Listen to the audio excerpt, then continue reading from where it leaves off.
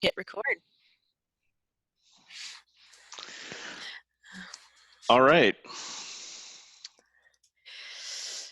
Get to this. Okay, everybody. Well, welcome to the first ever online version of the Wisconsin Lakes and Rivers Convention and to the Lakes in Action Advocacy 101 workshop. My name is Mike Engleson. I'm the Executive Director of Wisconsin Lakes. We're the statewide organization of lake organizations in Wisconsin. And I'll be joined today by Allison Werner from the River Alliance of Wisconsin. Say hi, Allison. Good morning, everybody. And we are being backed up with our technical support from Jamie Sutton of UW Extension. Good morning, Jamie. Thank you, Mike. So when everything goes wrong, we'll end up asking her to step in, as you've already seen. So portions of today will be recorded. So we'll let you know when the parts are being recorded. So if it's a time when we have open mics and you're speaking or you're asking questions, just be aware that this will live on in infamy on the internet in the Lakes Convention archives from here on out.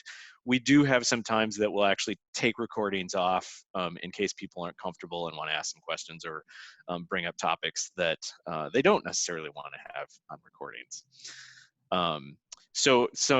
I'll let Allison take over here in a second, but just some background of what this workshop actually is. Wisconsin Lakes has been doing Lakes in Action workshops since, I think we did the first one in 2011, maybe something like that. And I think it was in 2016, we joined up with the River Alliance in partnership to do these workshops because we really identified the lakes community, but really, all citizens that are interested in water policy as a powerful advocacy group that both individually and as your organizations would really be able to do some good things and bring some power to hopefully bringing about some change. So that's sort of the genesis of why this happened. That said, we don't take we're teaching advocacy here, and we're not teaching advocacy to push a particular policy or idea. You can take the ideas that we have here and really apply them hopefully to just about anything that you want to advocate for, whether it's in the realm of water or not. So we don't have a huge group, I don't think, so we are gonna give people a chance to sort of introduce themselves. For most of the talks, we'll have you muted, and if you have questions, you can ask them through the chat function, which you should be able to find, I believe, down at the bottom of the screen. If it's not visible right now, if you mouse over it, kind of down to the bottom, you'll see a chat, and you'll be able to type questions in there. And then we will have some time for question and answers at the end. All right, and now my slide, there we go. Allison, I don't know if you want to go over the agenda a little bit. Sure, and just in the housekeeping logistics you mentioned too, if it's kind of fun if y'all want to just type something into the chat little function, that way you know it works. And as Mike said, during each of these portions of the agenda, if you've got questions that you don't want to forget, type them into the chat, and then we will pause after each of these sections, and then open you up to take questions. And this is fun too, because then I can see how the chat show up on our screen. So thank you, Karen. Glad you're happy to be here. We're glad to have you all here too. So as Mike mentioned, just in a minute here, we'll have you all introduce yourselves. So we'll also practice muting and unmuting that way as you introduce yourselves, and Mike will call on you to introduce yourself. Then Mike is going to start with a section called Civics 101. So giving a background of just how does government work has been focused on state government. That'll be roughly a half an hour.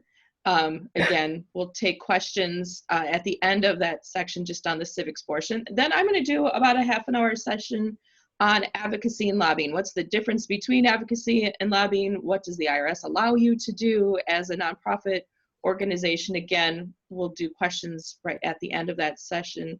And then we have a brief one about 15 minutes on building organizational consensus. And we've added this over the times doing this presentation together, Mike and I, because we were hearing from some groups of like, oh, even though we can do lobbying and advocacy, sometimes it's hard for our organization to decide if and when to do advocacy and lobbying. So Mike's going to talk about that for a little bit. Then we will take an actual break. This is a long workshop. Normally in a setting, we would have candy and treats and lots of stretch breaks and all sorts of things. So we can't do that virtually. So we do want to make sure at the halfway point here, we will take an actual 15-minute break. You can get a cup of coffee, a snack, all that good stuff. When we come back from the break, Mike is going to talk about communicating with elected officials and the public. So really thinking through your messaging, deciding what to say, how to say it, what's the best approach to get the best results with who you're communicating to. Then I'm going to go over a section on successful advocacy. That's just some general tips how to have the best possible meeting with an elected official. And in this section is going to include some new videos River Alliance did last year with Representatives Mersault and Shanklin and one of Representative Shanklin's constituents. So they're 3 short videos, couple minutes each. We'll run through all 3 of them and then take questions on that successful advocacy portion. And then just briefly, about 10 minutes at the end, it is an election year. We know there's often questions during election year of what your organization can and cannot say and do during election year as far as advocacy lobbying. So we're going to cover a little bit there. And then we're going to wrap it up and just questions about your organization's taking action, what next steps you have, again, what questions you have overall. So that's the agenda for our time together today. And I see a couple people, Karen and Josie have figured out the chat. Thank you. Glad that worked for both of you. If others want to try the chat just to say hi or something like that, you do have the choice in chat, a pull down to message everyone versus say Mike or I. So if you've got a question just for Mike or me or both of us, you can choose that as well. If you don't want to message the entire group, that's up to you. So do give that a try throughout our workshop. I'm going to hand it back over to Mike, and he will run you through well, maybe should I should maybe just start with introductions of giving you a little bit more of who I am, and then we can roll into everybody else. So as Mike mentioned, I'm Allison Werner. I'm the Policy and Advocacy Director at River Alliance of Wisconsin. Very similar to Wisconsin Lakes, we are a statewide nonprofit group focusing on protecting all of our waters, focused on rivers, but we say protecting all of our waters because, as you all know, our waters are connected, groundwater, lakes, rivers, streams, the whole bit. I've been at River Alliance 14 years in a couple weeks, and I started as the local groups director, so providing support behind the scenes to all the great groups like yours around the state, and over time somehow become a registered lobbyist. So that's been just for the last 2-3 years for me. So it's been a wild ride to learn the policy or the lobby and advocacy work as far as working directly with our legislators in the Capitol. So looking forward to spending the 3 hours with you today. So I'll turn it back over to Mike. Thank you, Allison. And as I said, I'm the executive director of Wisconsin Lakes. I've been with Wisconsin Lakes since 2009 and ED since 2012, I believe. And before Lakes, I was actually at the River Alliance. So Allison and I have been working together on stuff for quite some time. Like Allison, I am a lobbyist. And so we do advocacy as a good chunk of what we do in our workday. I'm also a former attorney, not currently licensed, so I can't give you legal advice, but I can act like I can.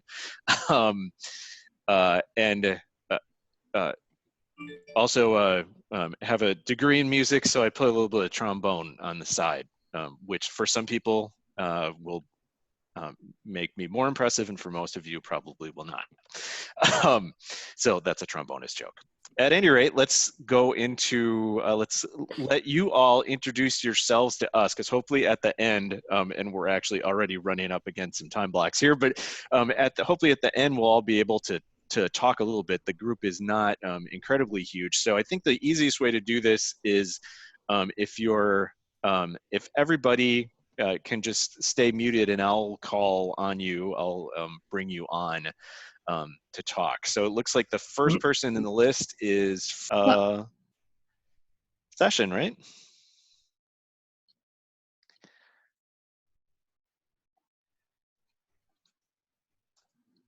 All right, get back over here.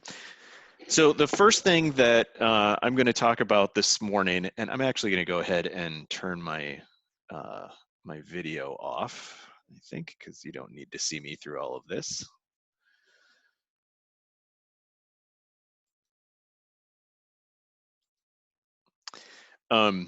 So you can, hopefully you're all seeing the screen, should say Civics 101. So I'm going to go through a little bit about what the legislative process is. And through most of this workshop, we're going to be talking about things at the level of the state legislature. But I want to emphasize that most of what we talk about is applicable even at the local level. It's, certainly the questions and the methods of doing advocacy, but even some of this stuff in terms of talking about how legislation, or in the case of a local locality, an ordinance gets passed. This is all kind of the same thing, but the state level is sort of the easiest way to teach it, and it's what Allison and I do. So that's kind of why we go with that route.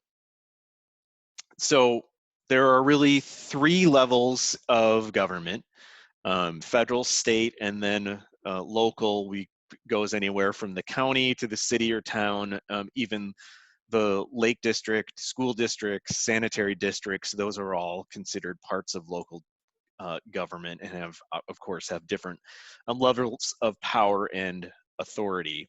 When we're talking about water, we don't really deal with the federal law all that much in Wisconsin. And that's because the Environmental Protection Agency delegated authority to manage waters under the Clean Water Act to Wisconsin. So we have statutes and laws on the books in the state that do the same thing that the EPA does in some other states, but we're able to do those things as a state government ourselves. So we don't deal with EPA except in some limited instances as much as some other states do.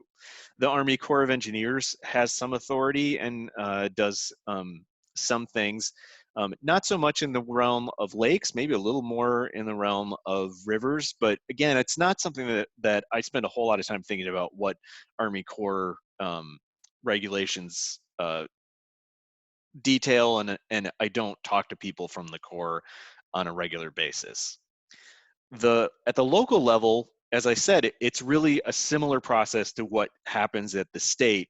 But one of the reasons I also don't talk about it is because it's just sort of hard to generalize from locality to locality. Counties are slightly different than cities, are slightly different than towns, and from town to town or from county to county, the processes are different. So in a workshop setting, it's kind of hard to talk about things from the local level. The terminology may be different. So at the state level, it's a law or a statute. At the local level, it's usually an ordinance, but they're the same sort of thing, and the way they're developed is probably similar. So at the state level, again, in terms of water regulation, we have 2 sources of authority in Wisconsin. As I said, the part that was delegated to us by the US government via the EPA, so administering the Clean Water Act, that mostly involves water quality issues. And then in the state constitution, we have this thing called the public trust doctrine, which basically says this is a doctrine of law that really goes all the way back. You can find its roots in ancient Roman law, but it says that the waters of the state are held in trust by the state for everyone.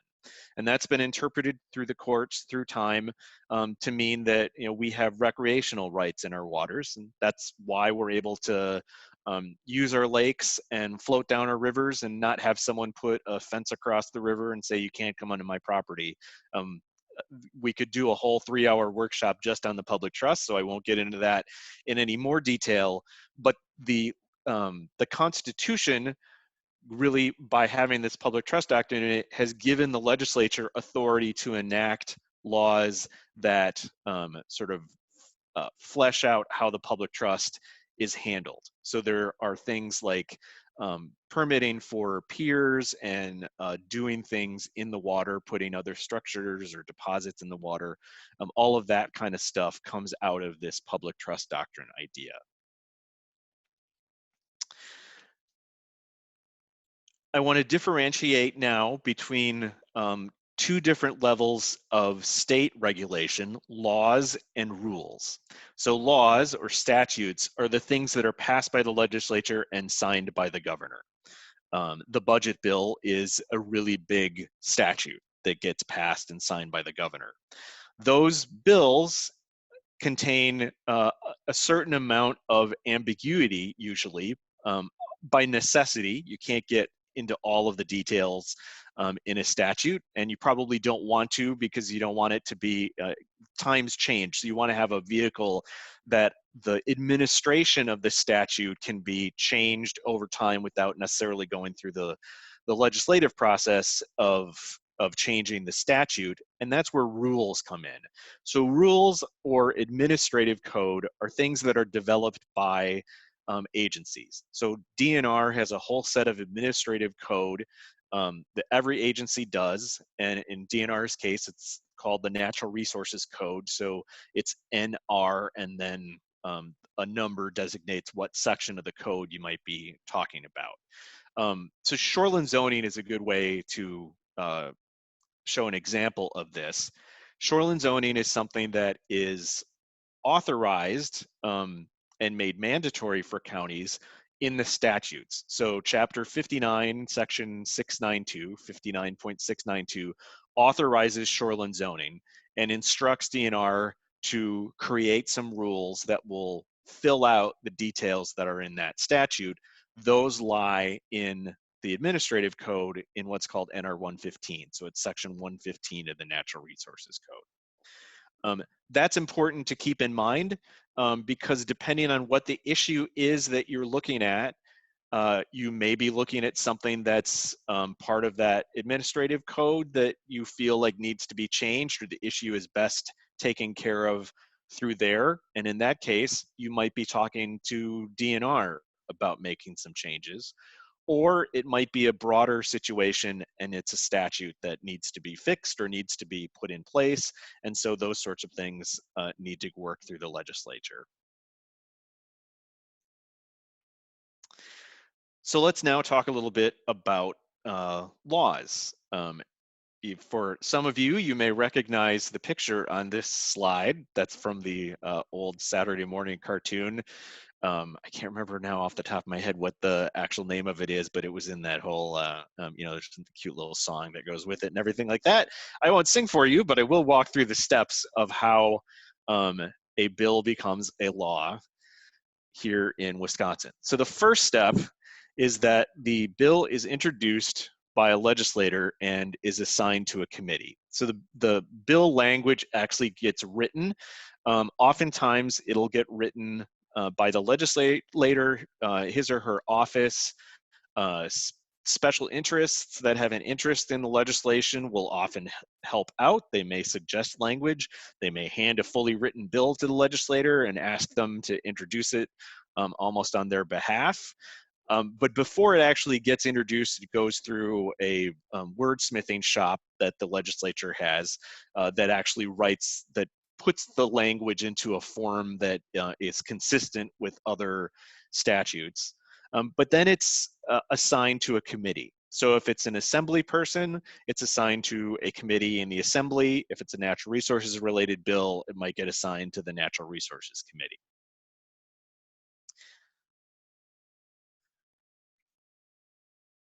At that point, whoever is the assembly person who's the chair of that committee gets to decide if and when to hold a hearing on that bill. So one of the things that I want to emphasize in this section in regards to how you approach advocacy within the creation of legislation is that you really need to understand when and where you are in the timeline of how the legislation gets developed, because there are different steps that are more important than others in terms of whether things get to move forward. So any legislation that comes to the Assembly Natural Resources Committee, that chairperson gets to decide if that legislation even goes forward at all. So the next step, if they decide that it does, is a public hearing where the public can come and testify for or against the bill. That includes everybody from paid lobbyists to representatives of state agencies to citizens. If it's a public hearing, you can come and you can talk. In general, uh, most hearings don't go that long. Allison and I have sat through some that have gone, 8, 9 hours if it's a very controversial matter and a lot of people want to speak. But it's important to note that you don't even get to this point unless the chair of the committee decides that the bill will get heard. I would say the vast majority of bills probably do get a hearing, but not all. Usually, if you are not if you're introducing a bill and you're not a member of the party that is in the majority at the moment, you're probably less likely to get the bill heard. So right now, oftentimes Democrats will introduce bills that just don't even get to a public hearing because the committee chair doesn't even want to take the time to do that. Sometimes it's just a thing that the chair doesn't feel the committee has time to take up, and so they won't do it. But if they do, the next step then is to hold this public hearing. This is a great time to do some advocacy work. So you can go to the hearing and you can talk to the legislators on the committee. That's important because you're getting yourself right out in front of them. First off, it's a personal conversation. That's always good. Second, it's a personal conversation with a number of legislators on this committee. They may ask questions to clarify what it is you testify to. They may not, but it is a good opportunity to sort of get some discussion going to some degree about your issue. It's also a good time to contact those legislators on the committee before or after the hearing, either with information that you want them to know going into a hearing. So it might be that there's an issue with the bill that's going through this committee, and you know that you could get, if you give some information to one of the legislators, they may then ask you or ask someone else a question about that particular issue with the bill. And then it's the issue has been introduced by the legislator, not by you. It's possible that other legislators will listen to it more, or at least it sort of rises up in the level of discussion. So that's a tool that that we use if we know that there's something that we want to get out there, make sure happens in the hearing. It can get reinforced if some legislators actually know what's coming ahead of time. It's also helpful then to follow up with legislators if they've had asked questions of you that you can't answer or that you need more time to explain. You can follow up with them after the hearing. That's very effective. Also, you can respond to things that other people say in the hearing. So the advantage of the hearing is you get to hear what the counterpoint countervailing arguments are against. Say you're in support of the bill, you get to hear what the arguments are against it. So that's all important. So public hearings at the committee level are a great way to get information out and gain new information about the legislation that's coming. Then, once the public hearing has concluded, almost never does this happen on the same day. It's usually scheduled at a later committee hearing. But the next step would be, again, at the discretion of the committee chair, the committee will vote on the bill. So the bill has to be voted out of the committee to go to the full, in this case, the full assembly. There's no public input on that part, but again, between that public hearing and when the executive session happens, you have a lot of opportunities to contact legislators and talk about it and ask questions. At that executive session, the committee can entertain amendments to the bill, so the bill that actually gets voted out may not be exactly the same language as what was talked about at the public hearing, but that's the way the system is set up. If it's voted on, if a majority of the committee votes in favor of the bill, then it's recommended for consideration by the full, either the full assembly or the full Senate, depending on which committee it's coming out of. Those houses can then choose to either vote yes, vote no. They can amend the bill on the floor. So when the full assembly comes together to vote on things, that's called a floor session. So they can amend bills on the floor. Or the leadership may say, no, this is not a bill that we're even going to consider, so it's never even brought to a vote. And if it goes all the way to the end of the legislative session without a vote on that piece of legislation, that legislation then dies. It has to go through all of this process again when the next legislature sits. And I'll maybe get more into that in just a bit. If the bill then passes, I think in my example, I was using the assembly. So let's say the bill passes the assembly, it's then messaged, which basically means it's sent over to the other house. I think in the olden days, it probably was literally taken by a page. The paper was taken over from the assembly to the Senate. And then the Senate would vote on it. Now this all happens electronically, but in the Senate, the bill essentially goes through the same process. So it would have to be put into a committee and then voted out of the committee and voted on by the Senate. If that bill then passes both the Assembly and the Senate with this, has to be exactly the same language. So if the bill started in the Assembly, was passed by the Assembly, went through the process in the Senate, but the Senate amended it, it would have to go back to the Assembly to be voted on again with the Senate language in order for it to go to the governor. So a real world example of that, there was a bill for lake districts in this session that I put a fair amount of time on helping to try to get passed, which would increase the threshold for bids for when a district would have to put out to bid a purchase of services or materials from $2,500 up to $10,000. So that bill went to the Assembly.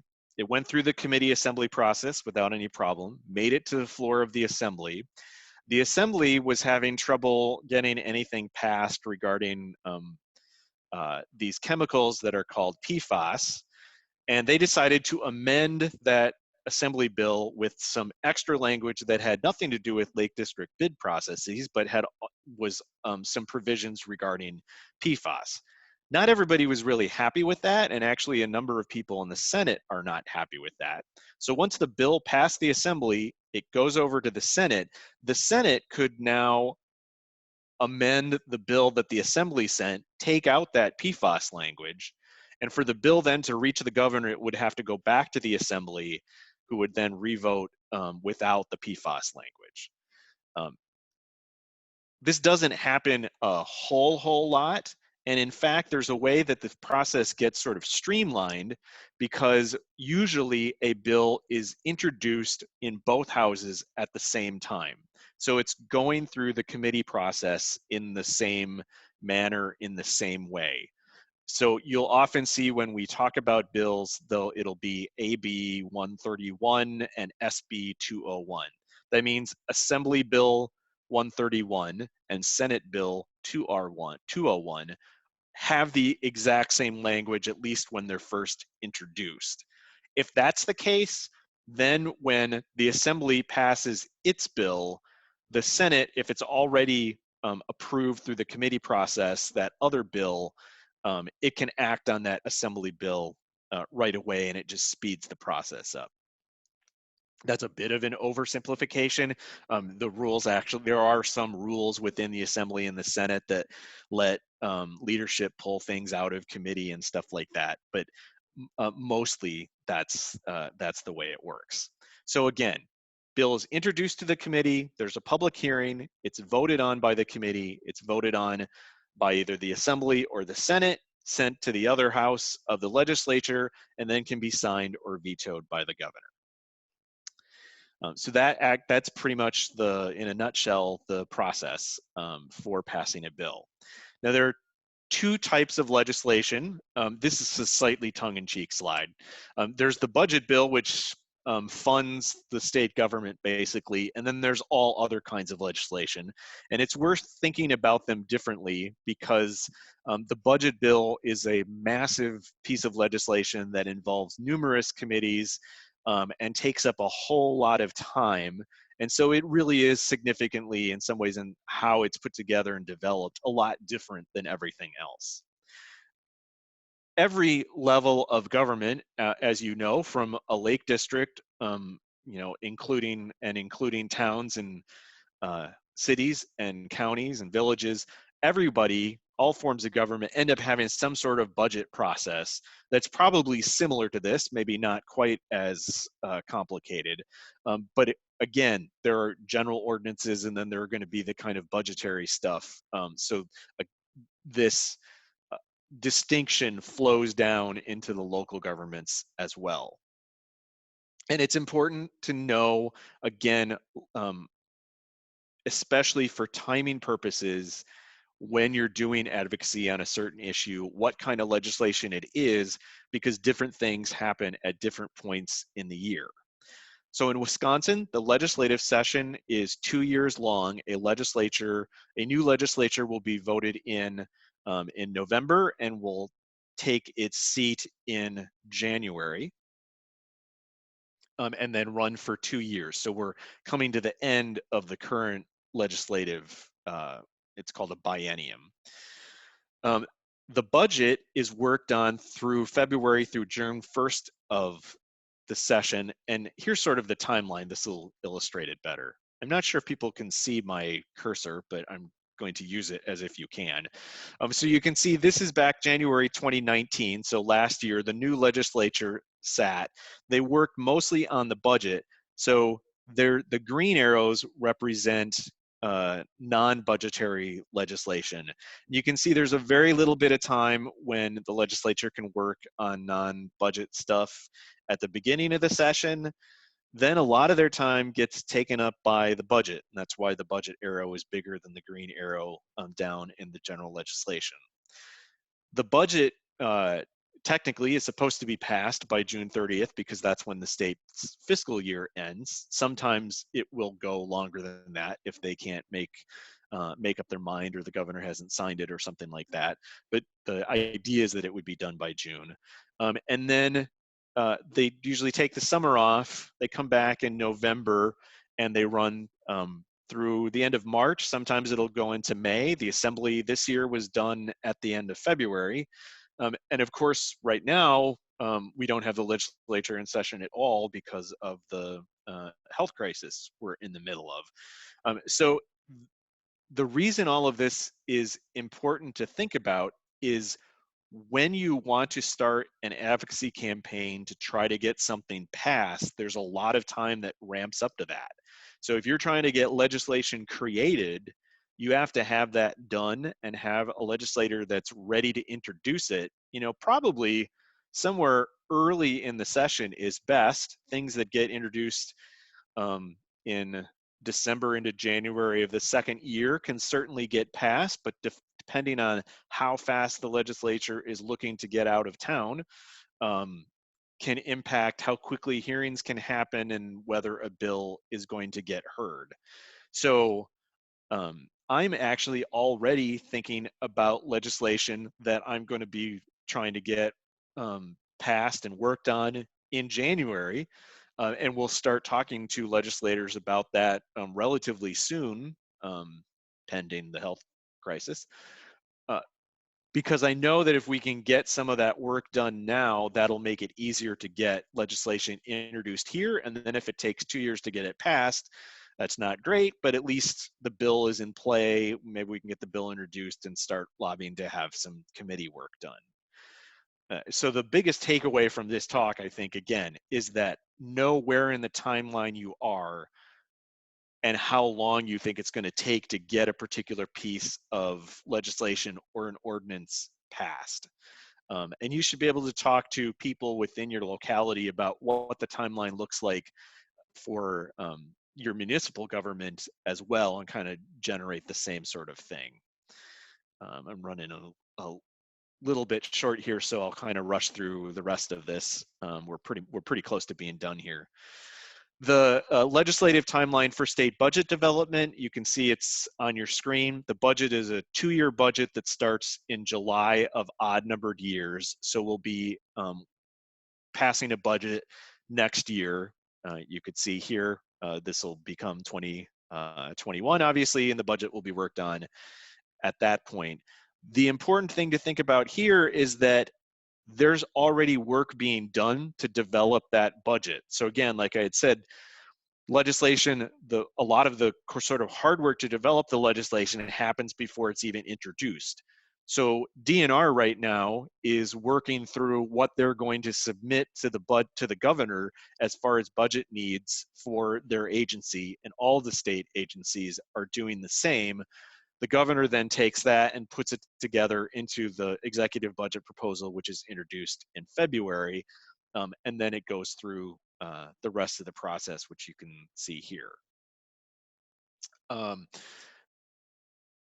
Really quickly, water-related statutes in the state. These are the places where you can find water-related law. Chapter 30, 31, 33 really deal, and maybe arguably the shoreline zoning chapter as well, kind of arise out of that public trust stuff that I talked about. There's sort of general natural resources. All the natural resources information is contained in chapters 279 to 299. And chapter 281 is where you find most of the water quality stuff. So the process for administrative rules, and again, these are the sort of fleshing out of the statutes that are done by the agencies. So shoreline zoning is a good example. There is NR 115 is where the rules regarding shoreline zoning lie. The authority for an agency to make a rule really depends on what the statute says. The statute has to give a specific grant of authority to the agency. So the agency can't say, well, there's this statute about shoreline zoning and we think that it kind of gives us the authority to do this. There has to be some sort of explicit grant to write the rules within the statute. And rules can't be more restrictive than statutes. So you can't have, they can be more specific, but they can't be more restrictive.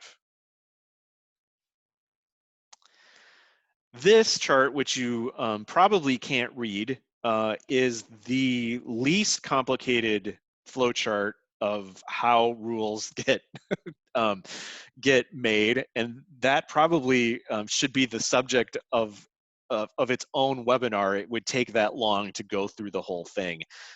The agency has to get approval from the governor. Then there's sometimes a multi-year process of actually developing what the rule says. Then it goes out to external review by the governor, by fiscal agencies.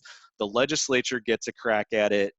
This process, this chart says it can take 13 months. I've been part of a rulemaking where I served on an advisory committee that was early on in the process that started, I believe that was in 2014. It just got to legislative review, and the legislative committee said, DNR, we don't really, it was some changes to some water quality rules, and the legislative committee said, we're not really sure we like these, and kind of kicked them back to the DNR. So it's the process continues to be ongoing. The difference here is that the public, they're just like in the in bill writing, there are opportunities for the public to comment both in writing, and there's usually public hearings where people can go talk to DNR staff about, or this is true for any of the agencies, about what the rule says and raise some problems. The rule may actually get, it often is changed in response to some of those criticisms. So it's a similar process, but it's a little more timely. It takes a little bit more time, which in some ways you would expect because these rules tend to be more complicated than the statutes that they are fleshing out. So that's, I'm out of time at the moment. So, Allison, I'll kind of leave it up to you if you want to take any questions at this point, or if we want to go right into your presentation and then catch up at the end. No, I think we should pause to take questions. And you have two options, folks. You can type your question in the chat box and we will see it. Otherwise, there's also a feature where you can raise your hand. There's a little blue hand you can raise when you take a look at the participant list. So either way, and then we can unmute you for your questions.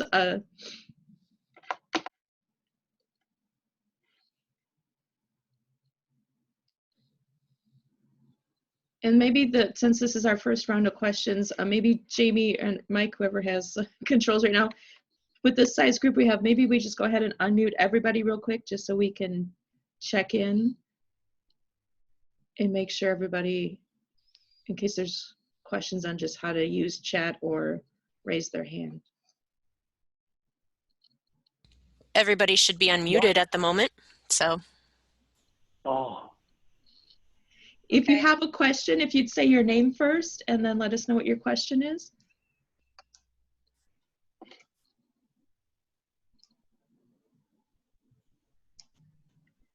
Well, excellent. If there are no questions about the civics section, my next question just is if anybody's having trouble with chat or how to ask questions in general using the chat, let us know now. Excellent. Then, oh, sorry, was there a question? Oh, this is Floyd Schmidt. Apparently my internet isn't good enough, but I can pick up and hear video, hear your audio. So okay. I'm gonna follow that way. Great. And Floyd, I was noticing kind of the in and out you had going on. The other thing you might want to do is go ahead and not share your own video camera of yourself, because that might help with the bandwidth issue as well. Okay. There's a little kind of right this next to where you can mute yourself, there's a video little camera. So if you have the slash mark through that, that'll stop sharing that video and that might help you too. All right. Thank you. Good luck. A question from Fred. Great, Fred, go ahead. Could Mike, could you give us a website where we can go to be informed about all the legislative processes that are going on at the present time, so we know when public hearings are, for example? Yeah, that's a great question. Actually, the Wisconsin legislature's website is a great place to start, and that is just legis, legis.wisconsin.gov. Wisconsin spelled out? Yes. Yep. And so that's the legislature's home page, basically. So you can get access to all of the bills that have been introduced in the session. At that point, you can find out when floor sessions are coming up, get access to all of the legislators' own web pages and contact information and the committee schedule and all of that. And then a really great way to keep up on stuff, and I'm on that website right now and I'm looking for the where it is. I don't know if you remember, Allison, but there's a way that you can set up, There's a notifications, yeah. yeah, a notification service. So I get emails based on, oh yeah, right at the, there's a tab for it right on that homepage. It's notification service that you can set up keywords. So water, lake, algae, you know, anything that you want, and you'll get an email digest of legislation that's introduced that has those keywords in it. You can also set up by committee so that you find out any notifications from committees when there are new hearings set or any of that kind of stuff. And that's really the easiest way to keep abreast, at least of things that have been introduced. As I said, there's often, if we try as statewide organizations to let you know as much as we can when we hear of upcoming legislation that might be of interest, that we have authority to be able to tell you about. Sometimes we hear about things and we're asked not to talk about them. So the legislative reference, I think it's the Legislative Reference Bureau that does the drafting of the statutes and of the bills, and there'll be a sort of pre-introduction into the formal process document where the proposed bill will get an LRB number. And sometimes we get to see those before they actually get introduced. Legislators will send them around to different offices asking if anybody wants to co-sponsor the legislation with them. So you don't get that from this notification service, but you at least find out when bills have been introduced and can follow when they get committee hearings and whatnot. And Mike, oh, sorry, real quick, this is Allison. Jamie and I had the same idea. So in the chat, you should see a link for the legiswisconsin.gov page. I've also done a link to the notification page. That's the second link. The third link is to the committee schedule page.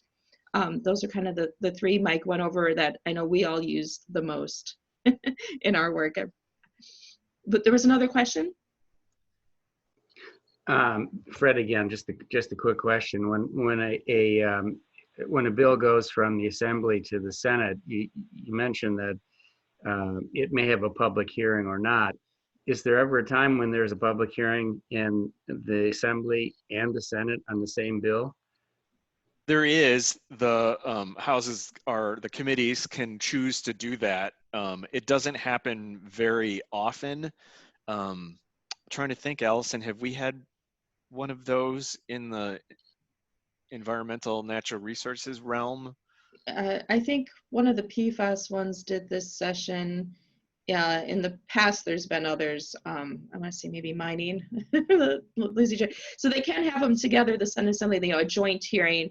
But Fred, if I'm also hearing your question of what happens more often is, as Mike mentioned, the same bill language will just have a Senate and Assembly number, you know, SB1, AB2, and each of those Assembly and Senate committees will have their own hearings on those same bills, but at different times. But each will get a hearing. So sometimes you got to go twice, or often you have to go twice.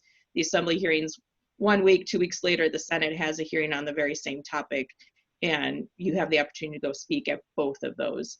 And as Mike's saying, then it's a rare situation where the Assembly and Senate have a joint hearing on that same bill at the same time. Hearings also almost universally take place at the state capitol, with the exception of the budget bill. The legislature, the committee that the budget gets submitted to is actually called the Joint Finance Committee. So Joint Finance is a committee made up of both Assembly people and senators. And they often will hold public hearings all around the state on the budget because it's such a big deal, and it makes it a little bit easier for the public to come comment on the portion of the budget they're most interested in.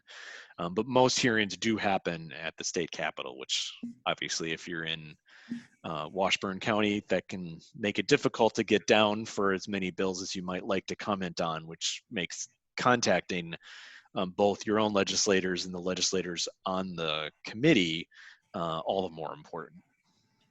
Mike, we have another question in chat from Bob. How do you know who in the legislature to approach with an idea for a bill or law? Yeah, very good question. So there are couple of ways I guess I would approach this, and jump in, Allison, if you have thoughts too. My first idea would be it's almost always talk to your own legislator. You're always going to have more power if you are a constituent. If the person you're talking to knows that you may or may not vote for them, they're going to be much more responsive to you. If they know that was the cynical way to put that, I guess. Maybe the more optimistic way would be if they know that they represent your interests, and they're working towards that, they're going to be more likely to listen to you. Now, that doesn't always work. Sometimes the legislator will just not agree with you, of course, but sometimes it may be an issue that's not something that they work on a whole lot. And it's not an issue that they're particularly familiar with. So if you can find legislators that are, that's helpful as well. A good way to do that maybe would be if it's a natural resource issue, look who's on the Natural Resources Committee, and maybe try to pick one of them. If a bill is introduced that ends up in the committee, especially if it's the chair's own bill, then there's a pretty good chance that that's going to get to a public hearing and get to a vote in the committee, because the chair has a vested interest in passing legislation that he or she is interested in. So those are probably the two places to start, and reaching out to groups like Wisconsin Lakes or River Alliance or one of the other conservation groups, Clean Wisconsin or Conservation Voters, that do this kind of work can be helpful as well. We may be able to point you to the right people, or get you into offices that you might otherwise not be able to get into.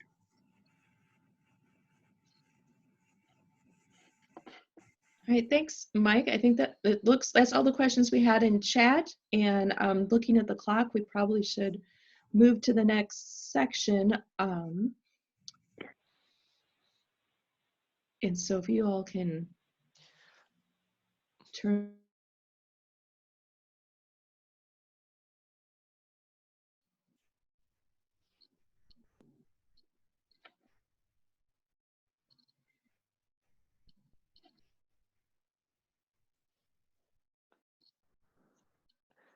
Allison, I am attempting to shift the screen controls over to you, but I actually now don't see where that command is. So in interest of time, you want me to just advance slides for you? Sure. Okay. Sure. All right. So, and I think I can catch us up here a bit. So I'm going to talk about the difference between advocacy and lobbying, and a little bit about how the IRS feels about all this advocacy and lobbying stuff for nonprofit organizations.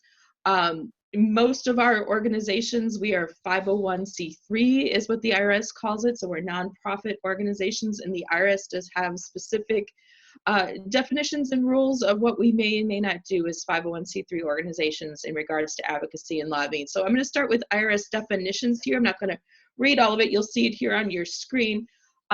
But I want to make it clear that there is a legal difference to the IRS between advocacy and lobbying. Advocacy has to do with education. So if you are informing your members about, say, shoreline zoning, or understanding the public trust doctrine, or whatever water related policy or issue you feel is important to your organization, advocacy is pretty much equal to education, and you may do that to your heart's content as a nonprofit organization. IRS feels that's very core to what our nonprofits do. We educate the public and our members about the issues that are core to our mission. Go ahead, Mike. Lobbying then is the difference is getting involved in legislation. So if you want to just let your members know about shoreline zoning, what the current law is, how it impacts their lake, their property, their lives, that's advocacy. If there's a piece of legislation about changing how shoreline zoning works in the state, and you want to have your members and the public contact legislators about it, that's where lobbying is triggered. So lobbying is this action of actually asking a legislative body to do something about that piece of legislation. So this could be proposing new legislation, supporting or opposing a new piece of legislation. Anytime you're actually contacting legislators or asking the public members to contact legislators, that's when lobbying begins compared to the advocacy of educating on the issue. Go ahead, Mike. So what's legislation? Again, IRS definition here. Legislation in this case isn't just state level. It could be a county board ordinance, something your town or village has as a piece of legislation. So anything that is a piece of policy that a legislative body, an elected body, has to vote to take action on, that is considered legislation. So this is important for your groups to keep in mind, that if there are local issues, again, something at the county board level that you are advocating on, you know, so you're doing education on it, but you then switch to lobbying to say, there's a ordinance we're concerned about as it has to do with our lakes, that is also lobbying. Doesn't matter that it's not state level, county level, local government matters as well. Go ahead, Mike. So the question Mike and I get a lot is, well, but can 501c3 organizations lobby? And yes, it is an absolute yes. This is why the IRS has this definition to help us understand the difference between advocacy and lobbying, and understanding what legislation is, so that we know when we've gone from advocacy to lobbying. What the IRS cares about the most is how much money and time you spend on lobbying. And there are specific quantities that the IRS wants to know, is this a substantial part of your mission? For most of you all, so local watershed groups, lake associations, river groups, and such, to get to the point where this is lobbying is a substantial part of your mission would take a lot. The other piece to know is, because the IRS cares about the expenses you have to lobbying, if volunteers are doing the lobbying, you're in the clear. The IRS wants to know how much money you've spent. So they do have this test that they use, because when you fill out your 990, that's when you have to tell the IRS how much lobbying you've done. If you are a small enough group that you're doing the e-postcard, the 990N, you should still be tracking how much lobbying you're doing, how much expenses you have, but you have no place to record your lobbying when you do the 990N. And I've checked on this with the IRS, that if you don't, that 990N is all you have to do because of the income level of your organization every year. You have no requirement to also tell them, you know, report the lobbying hours. Again, good practice to track it on your own. But those of you that are a larger organization where you are doing a full 990 or 990 EZ, then you have to also share with the IRS how much lobbying you've done. Go ahead, Mike. So they have two ways to do this, to track this when you do your 990. There's a no substantial part test that goes on facts and circumstances. You've got to list all sorts of details about what lobbying you've done, how much money you've spent, and an employee at the IRS makes a decision on how, you know, have you hit this substantial part or not for how much of lobbying was involved in your work for that year. What we always recommend is, if you know your organization is going to do lobbying in a year or ever, is to fill out a very simple form the IRS has, this 501H or Form 5768. This is declaring our organization plans to lobby at some point. This, by submitting this form, you are not putting a red flag on your organization to say audit us someday. What this does is it makes reporting your lobbying activities much more easily and more objectively as far as the review from the IRS goes. You do not have to do narrative on what lobbying you've done. You're doing a total amount of your lobbying for the year, and then here's where you can see what the percentages are. You can, for your total expenses for a year, you can have 20% of them be to lobbying, and of that 25% being grassroots lobbying. And I'll do the difference of grassroots and direct in just a moment. So if you think about your organization's budget and what 20% looks like, that would give you the ballpark of what you can, under IRS rules, how much money you can spend to lobbying. Again, remember that if your organization is all volunteer, this becomes such a less issue for you.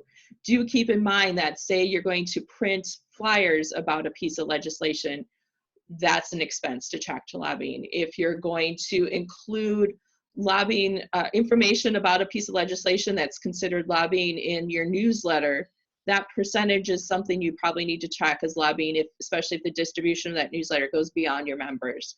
We'll talk about that more in a minute. I'll stop that one there. Mike, go ahead and do the next slide, please. So direct versus grassroots. So as I mentioned on the last slide, there's a difference in the percentage amount. So you can do 20% of your budget on lobbying in general, and then 25% of that can be grassroots lobbying for expenses for the IRS. So direct lobbying is when your organization is communicating directly with a legislator. And again, this goes for any level of government. So you need to be, your organization directly communicating with the elected official about a legislative proposal. Again, if we go back to advocacy, if you're just informing an elected official about a water policy issue, a lake issue, why you care about shoreline zoning, but there's no legislative proposal involved, there's no legislative number, there's no local county ordinance, that's advocacy. If you're just talking about why you care about your lake and why shoreline zoning is important, advocacy. But once there's a piece of legislation involved, that's where lobbying triggers. And if your organization is directly communicating with an elected official about that piece of legislation, you are now directly lobbying. Grassroots lobbying feels a little more similar to advocacy. Again, the difference here is a specific piece of legislation with a call to action. So if there is a bill on shoreline zoning and you say to your members and the public, here's how our organization feels on that legislative proposal, and we encourage you to contact your elected official to tell them to vote yes on SB 3, then that is grassroots lobbying. You'll note that the word public is bolded here, and there's a little note about members. In the IRS rules, they do have a distinction that if your communication, even lobbying, is to just your members, so if you've got an e-newsletter, print newsletter, communications that only go to your members, you do not have to count that as lobbying. The IRS believes that the purpose of your organization is to inform your members, and your members have an expectation to be informed on issues that fit your mission.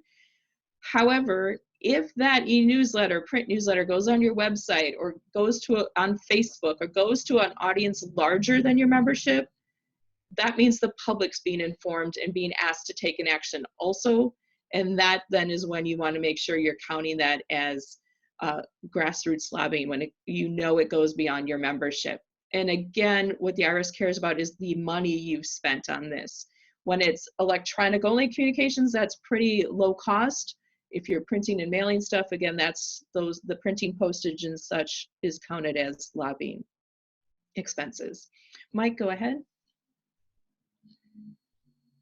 So again, just a little distinction between, so direct is your organization contacting a legislator, or I'm sorry, let me go back. So when you're doing the grassroots lobbying, the call to action piece, so what makes it go from advocacy to lobbying is you're asking your member of the public to contact a legislator, you give the legislator's contact information, and it has a way for your members or the public to reach out to those folks. A lot of us, you'll see if you get these kind of emails and such from Wisconsin Lakes or Riverlands or other conservation groups, you'll often see we have a link to send a letter right to your legislator. So that's what we're talking about there.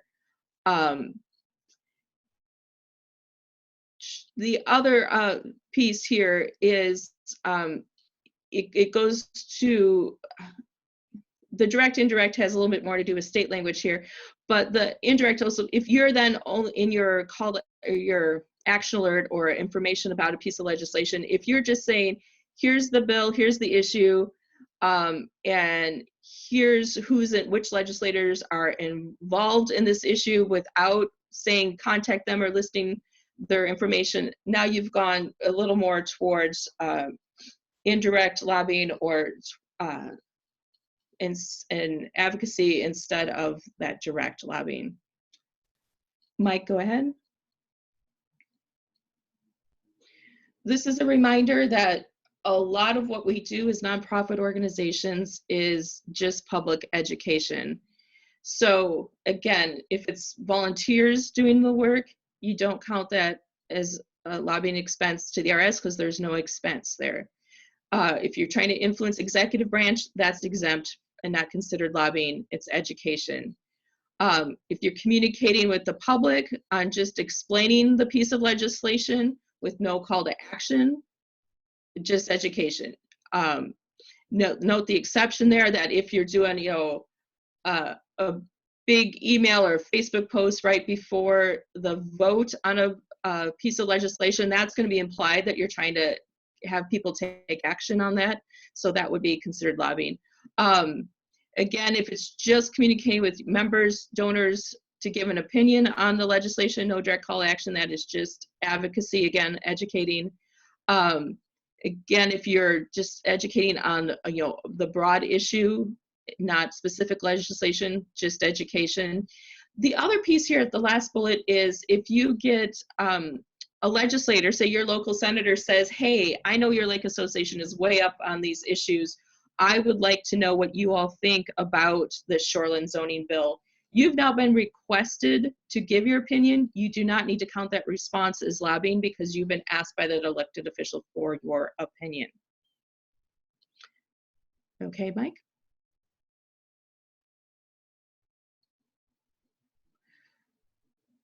Like one of Mike's previous slides, do not worry about reading this one fully here. I'm going to break it down to each column here. I made this a couple years ago at the request of some groups to give some examples of the range here, what we're talking about, and just some activities we could do. So I'm going to walk through all of the rows here one by one, just briefly. Go ahead, Mike.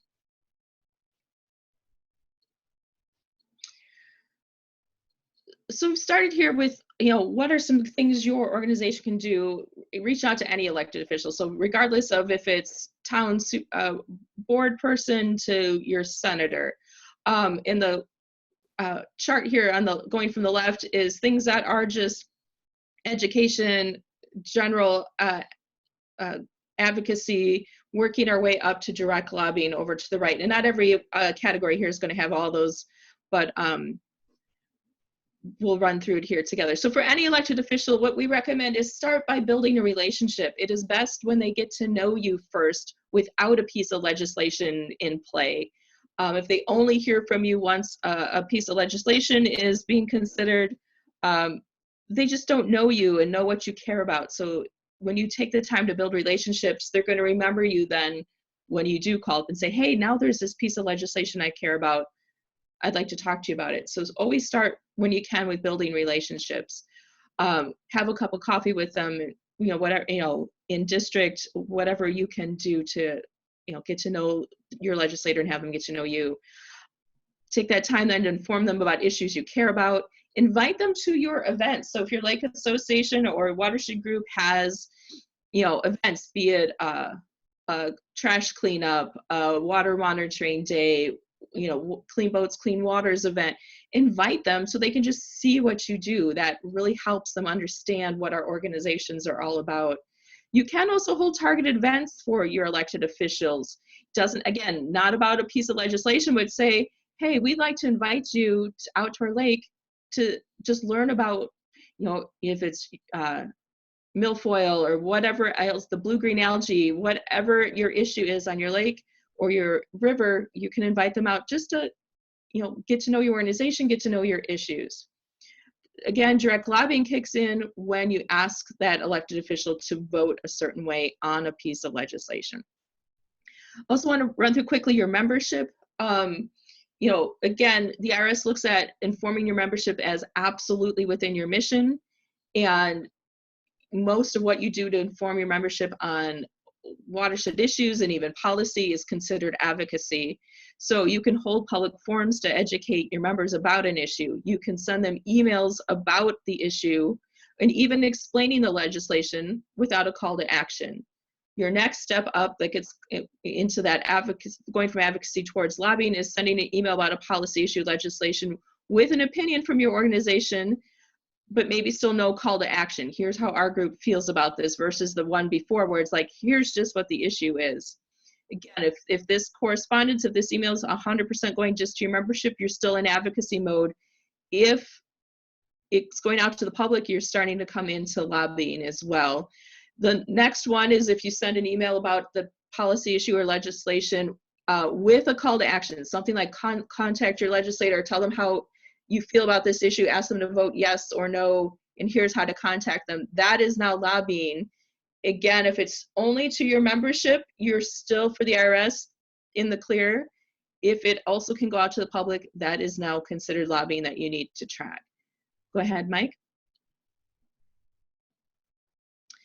So for state legislators, again, some suggestions here is meet them in district. So in your town, your community, to introduce your organization without any ask. Some groups have taken their legislators out on a boat ride to introduce them to the lake issues, like I mentioned earlier. Those of you that know the Peatwell Castle Rock stewards, the Packers, Riverlands helped them years ago start a activity called Pontoons and Politics. They took their legislators and also the DNR secretary at the time out on their lake in August. It was green, it was smelly, and it made an impact. Didn't have an ask exactly at that point, just wanted them to see the issue. From that, the long-term result was the Wisconsin River TMDL being done that was just finished recently. So again, showing them your issue can lead to legislation later. Put your elected officials on your newsletter and email list, you know, print and email, so that they're just informed about what you have going on. You can send them educational information about your concern, you know, be their resource. So if it's, again, just without a legislative ask, just to say, hey, we want you to know why we care about blue-green algae, what's the economic impacts of it and such, just some background information. You can inform them of that. That is still just advocacy because you're just informing them. Direct lobbying then comes in, as Mike explained, if you choose to testify at a public hearing, that is direct lobbying. If you send them any correspondence, be it email or paper, asking them to vote yes or no, or meeting them in their office to, again, ask them to vote yes or no, you are now in the direct lobbying zone. The next category is quite similar. So, because again, remember, lobbying is to any level of elected official, be it local, state, federal. So your first couple columns are the same. They're, you know, your local elected officials, you should still be introducing yourself, building that relationship, making sure they see and understand your issues, get the information about your organizations. An extra one we put on here is attend those county land and water meetings, so committee meetings that have to do with natural resources at the local level. Just attending those meetings and being in the audience, you're going to learn a lot about how your local county works, how the committee works, what issues they're taking up, hear their discussions. That might be how you figure out which county board supervisor to bring your lake issue or your water issue to, you know, if you have something come up in the future. Again, just like the state level, if you choose to testify at a public hearing, a committee meeting with a specific ask, you are now in the direct lobbying zone. And then one more, Mike. There we go. I included DNR on here. You know, DNR is not elected officials, but a lot of our organizations do work with DNR, and they're great allies and resources for us. So we wanted to include them here, that when you're thinking about events and who to invite, include the DNR. As I mentioned, the Peatwell Castle Rock stewards invited the DNR secretary to their event. It made a difference in coming up with actions to help their water quality issues. You all hopefully all know that you have opportunities to apply to the DNR for funding. So if you've built relationships with your local DNR staff, they can help you figure out what those programs are and give you support through those grant applications. The Natural Resource Board, Mike mentioned the administrative rule process, all those NR this and that, so all those numbers. They all go through the Natural Resource Board. So there is an opportunity to send in written testimony or speak at the Natural Resource Board meetings on those administrative rules that come up and go through the Natural Resource Board. Do note that if you, so what's direct lobbying here with DNR is if you go to the Natural Resource Board and speak to an administrative rule, that is considered lobbying. That rule is considered policy. And again, if you're asking legislators to support any of those rules or new pieces of legislation that you've been talking to DNR staff about, once you are asking a legislator, of course, you've moved into the lobbying zone as well. Mike, I believe we've hit that was my last slide, right? So we're to questions. Yeah, and I've just a couple things that I'll please clarify. throw in there as well. Most of what Allison was talking about related to a 501c3, so a nonprofit organization, which would be a lake association. Lake districts are slightly different beasts because they are a special purpose unit of government. They're a not-for-profit organization in a sense, but they're also a governmental body. And governmental bodies don't have to do this sort of IRS reporting in the same way that that the nonprofits. So the rules are much more relaxed for the amount of lobbying that lake districts would be able to do. There's some question, I've had some people say to me, I'm not really sure my district can do lobbying because it's not specifically enumerated as a thing that districts can do in the statutes in Chapter 33. Depending on your district's level of concern with that may depend on how much you actually do want to do, but I'm pretty confident that sort of the general ability of a governmental body to lobby other governmental bodies would allow your district to do that. So that's point number one. And then the second comment would be that all of these rules really relate to if you are lobbying for your organization. So if you're lobbying for your lake association, if you're lobbying just as yourself and you're not identifying, if you're going to a public hearing and you don't identify that I am lobbying on behalf of Long Lake Association and this is Long Lake Association's position on this bill, that doesn't really affect the association's lobbying limits. That's a great point, Mike. And I think it's also very important for individuals to make that clear when they're writing or testifying. Many of you, especially in your local communities, are well-known members of your organizations. So it'll be very important to stress that I am here as an individual, as Mike said, just so it's not implied that you're speaking on behalf of your organization. And seeing Rich's question in chat that Mike answered about the presentation being available later, it occurs to me, I don't think, Mike, we mentioned that we do have a Google Drive with some handouts as well that we'll be able to give you access to. I believe we have all your email addresses already, so we can send a follow-up, because there are handouts that explain this lobbying stuff in way more detail. So if you need to get into the weeds, there are some resources that'll be in that Google folder for you all. Correct. So it's 10:28, so we do have a couple of minutes for questions. So I will unmute everybody because I figured out how to do that now. And if anyone has questions, go ahead and ask or type it in the chat box, whichever you prefer. Yes, Brad from Three Lakes again. Yeah, go ahead, Brad. It seems to me that if you don't spend any money as an organization lobbying, but everyone is doing it on a volunteer basis, but meets the requirements for lobbying definition, you're still in the clear. Correct. Yes, what the IRS cares about is expenses. And so that is the most important part for the IRS for your reporting. And what I think is just good practice for an organization is still track those activities. That way, if you get someone who says, hey, you all been doing lobbying and why aren't you reporting it? You can show, yep, we have lobbied on these 3 bills, but we spent no money on it. All volunteers did it. So that's a helpful thing to do. And again, turning it in that 501H form to the IRS doesn't mean you have to do lobbying every year, but by filling it out, you've done it in advance to say, okay, we are lobbying, we're going to tell you we're lobbying. And that way, if say you end up printing something someday that you want to mail out, you don't have to quick go fill out that form.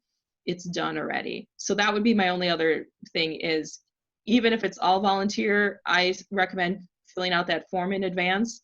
And that way, just in case you end up with some expenses, you're covered already to make it easy for you all. Mike, feel free to chime in too. Yeah, I absolutely agree with what Allison said, especially in relation to the IRS. I should point out that the state actually has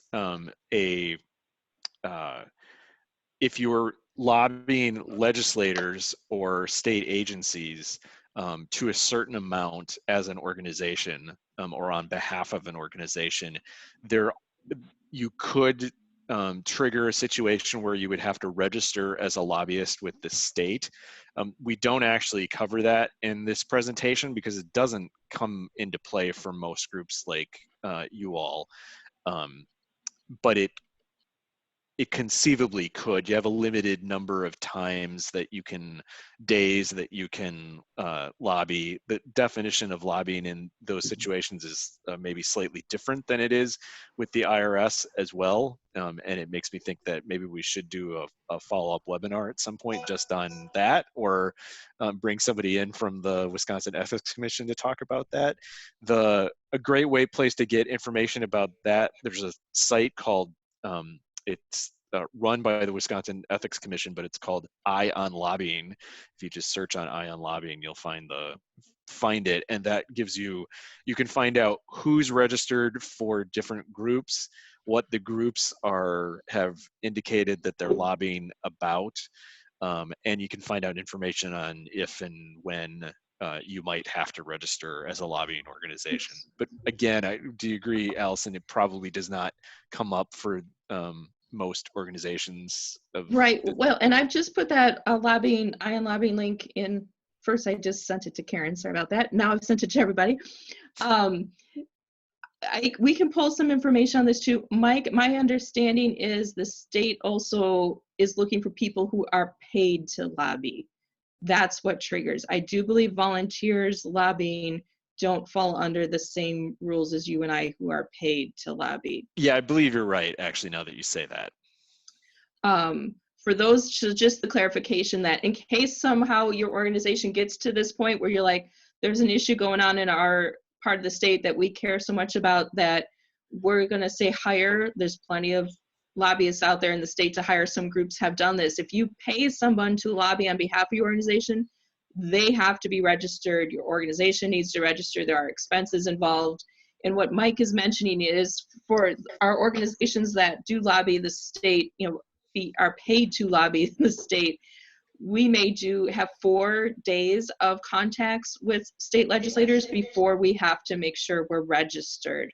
So the 5th occurrence triggers, you need to be registered and paid or up, as a paid licensed lobbyist for the state. So again, the state cares about who's paid to lobby.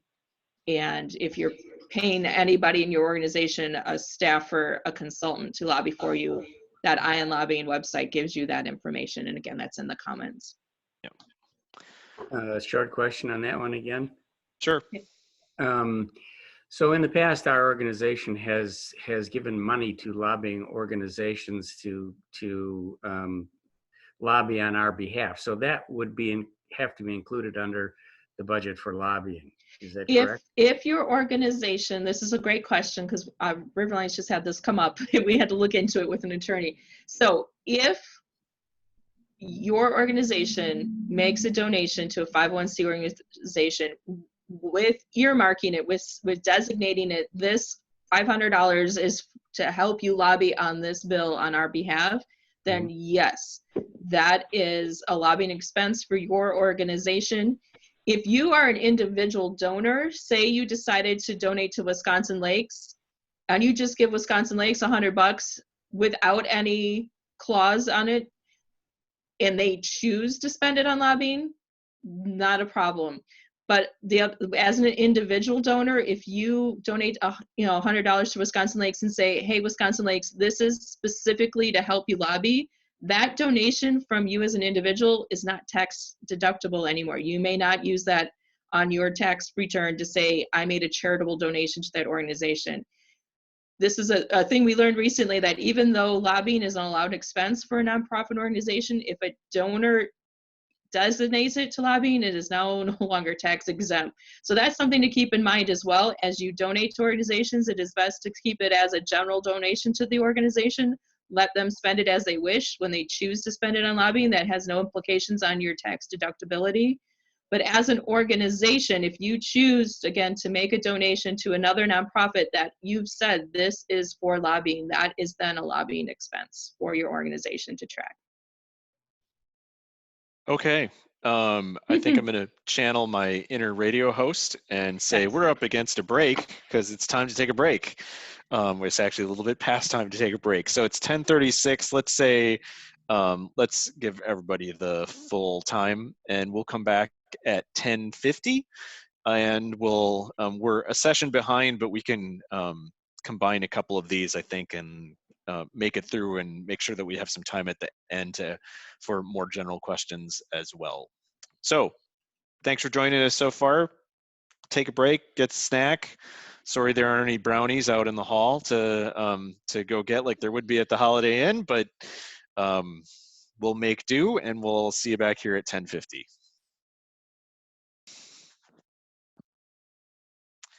Hopefully everyone's back from their break and had a nice one and is ready to move on. So I'm going to go back. The next two sessions I'll be leading, and this first one is called Finding Organizational Consensus, and then the second one is kind of about building a message. And I'm going to spend probably more time on the organizational consensus thing and kind of go through the message building pretty quickly. That's actually a presentation that I've done in the past fairly frequently, and I'll try to find, I'm pretty sure there's an archived video of me doing that from a previous convention, and I can get that out to the list. But it's pretty, it's pretty self-explanatory, and we'll be able to catch up on time, I think, if we do it that way. So this session, I think Allison alluded to this earlier. This part of the workshop came about because we had a lot of groups that would say to us, well, we're not even sure that we want to do this, become an advocate. Maybe we have some individuals in the group that are really gung-ho, but the rest of us aren't too sure about it, or there's a lot of dissension even on a particular issue within the group as to whether or not this is something that we should do. So we wanted to provide some guidance and some ideas of how to go through that decision-making process, because it really is something that you as an organization should proactively talk about and decide. Just this basic question of, is this organization going to become an advocate? So the first thing to think about is, how do you hold that discussion? It really needs to be a discussion that the entire organization, to the extent that people participate in organizational decision making, have a chance to be a part of. And is that something that has to be unanimous?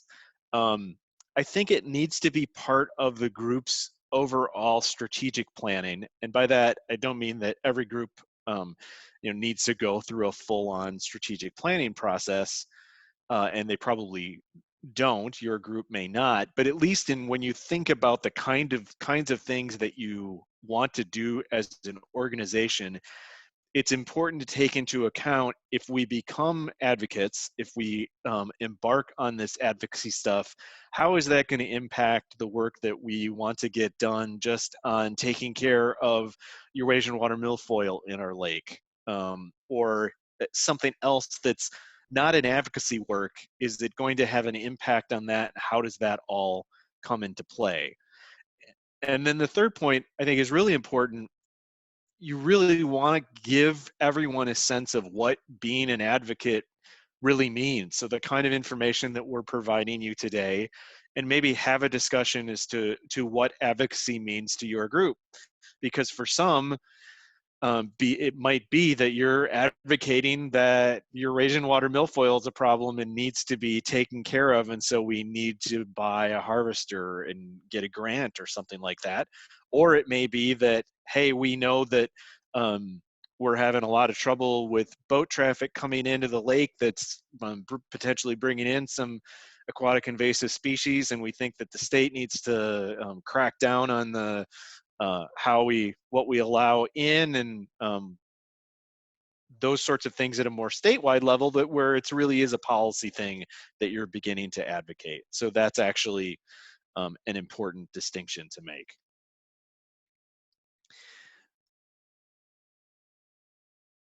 Then the next step is sort of, how are you going to, as an organization, decide on what you're going to advocate about?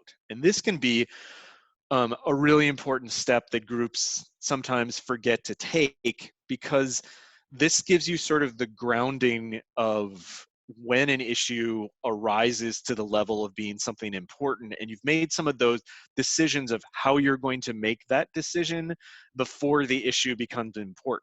So if it's an emergency that comes up, if it's something that you have to make a decision on very quickly because there's been a public hearing that's been announced in 2 days, even if you've never discussed the issue as an organization, at least if you have a process in place in deciding whether it's an issue that is important enough for you to advocate about, you'll be able to make that decision more quickly.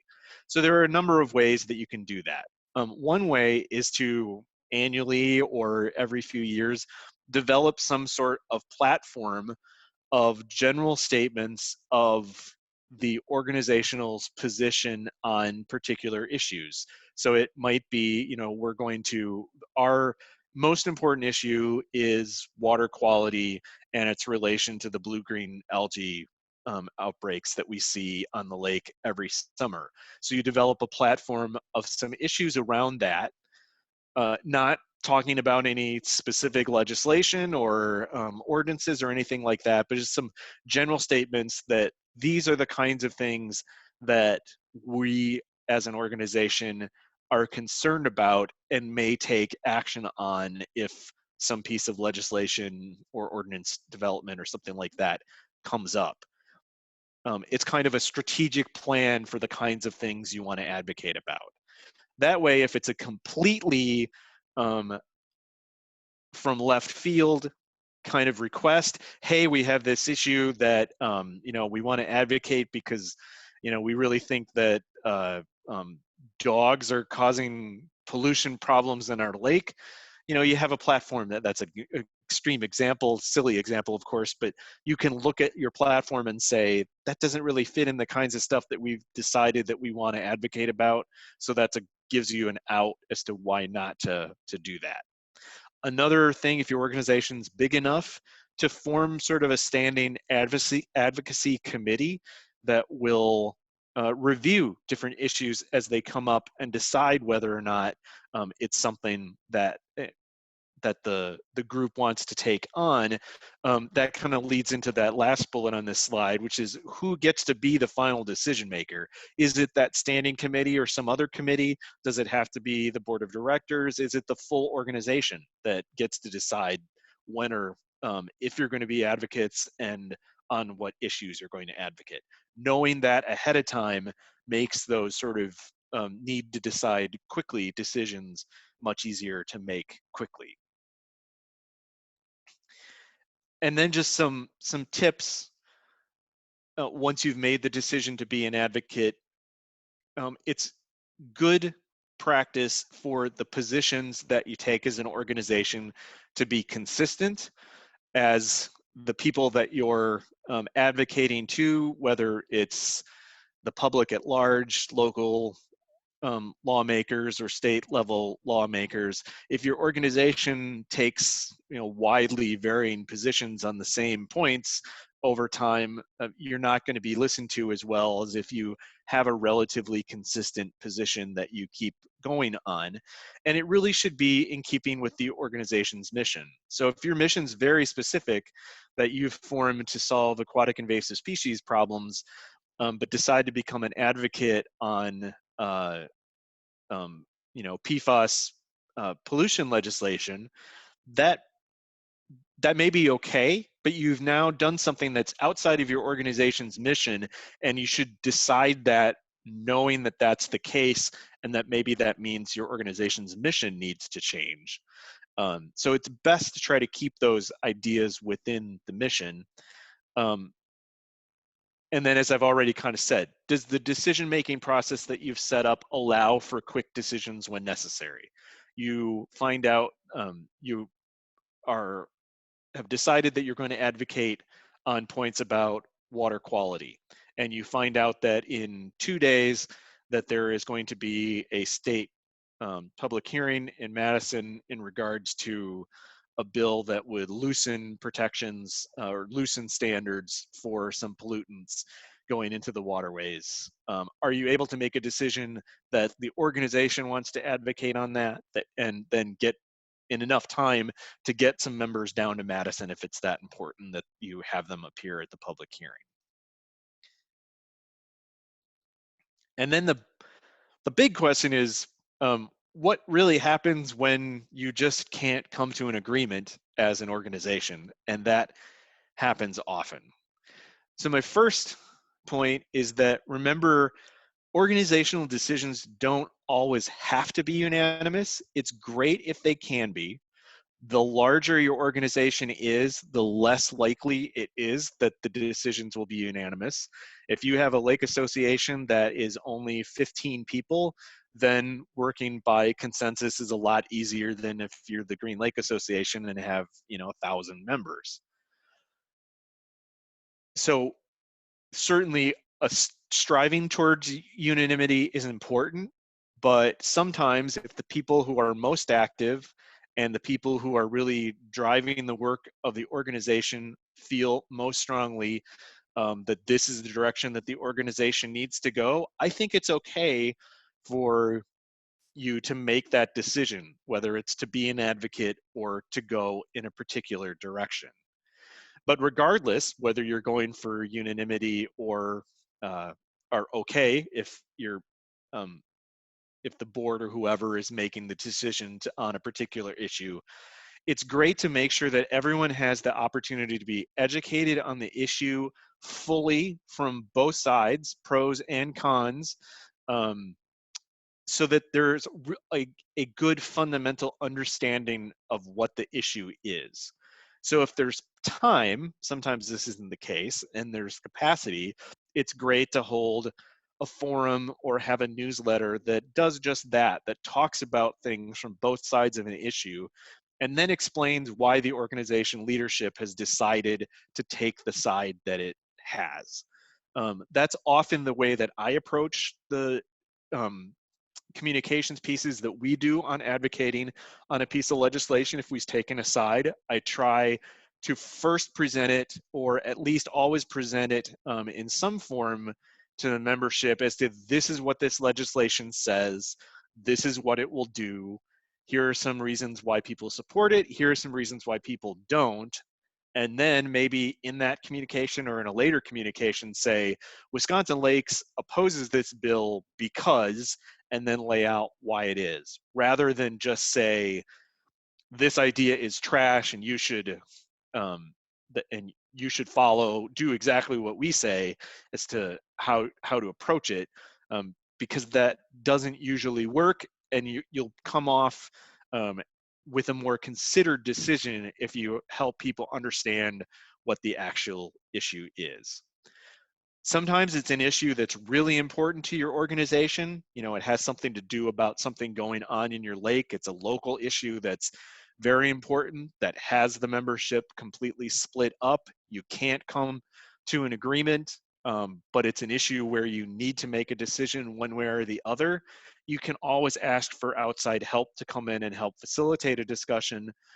UW Extension, through either the Extension Lakes program, so Eric Olson, Pat Goggins, people like that, have people that can help come in and help you facilitate. Certainly I can do that, and I'm happy to do so, and River Alliance does that sort of thing as well. So, you know, feel free to reach out to us if your organization is really struggling with some issues in that way. Remember that if you're struggling with making an advocacy position and it's causing a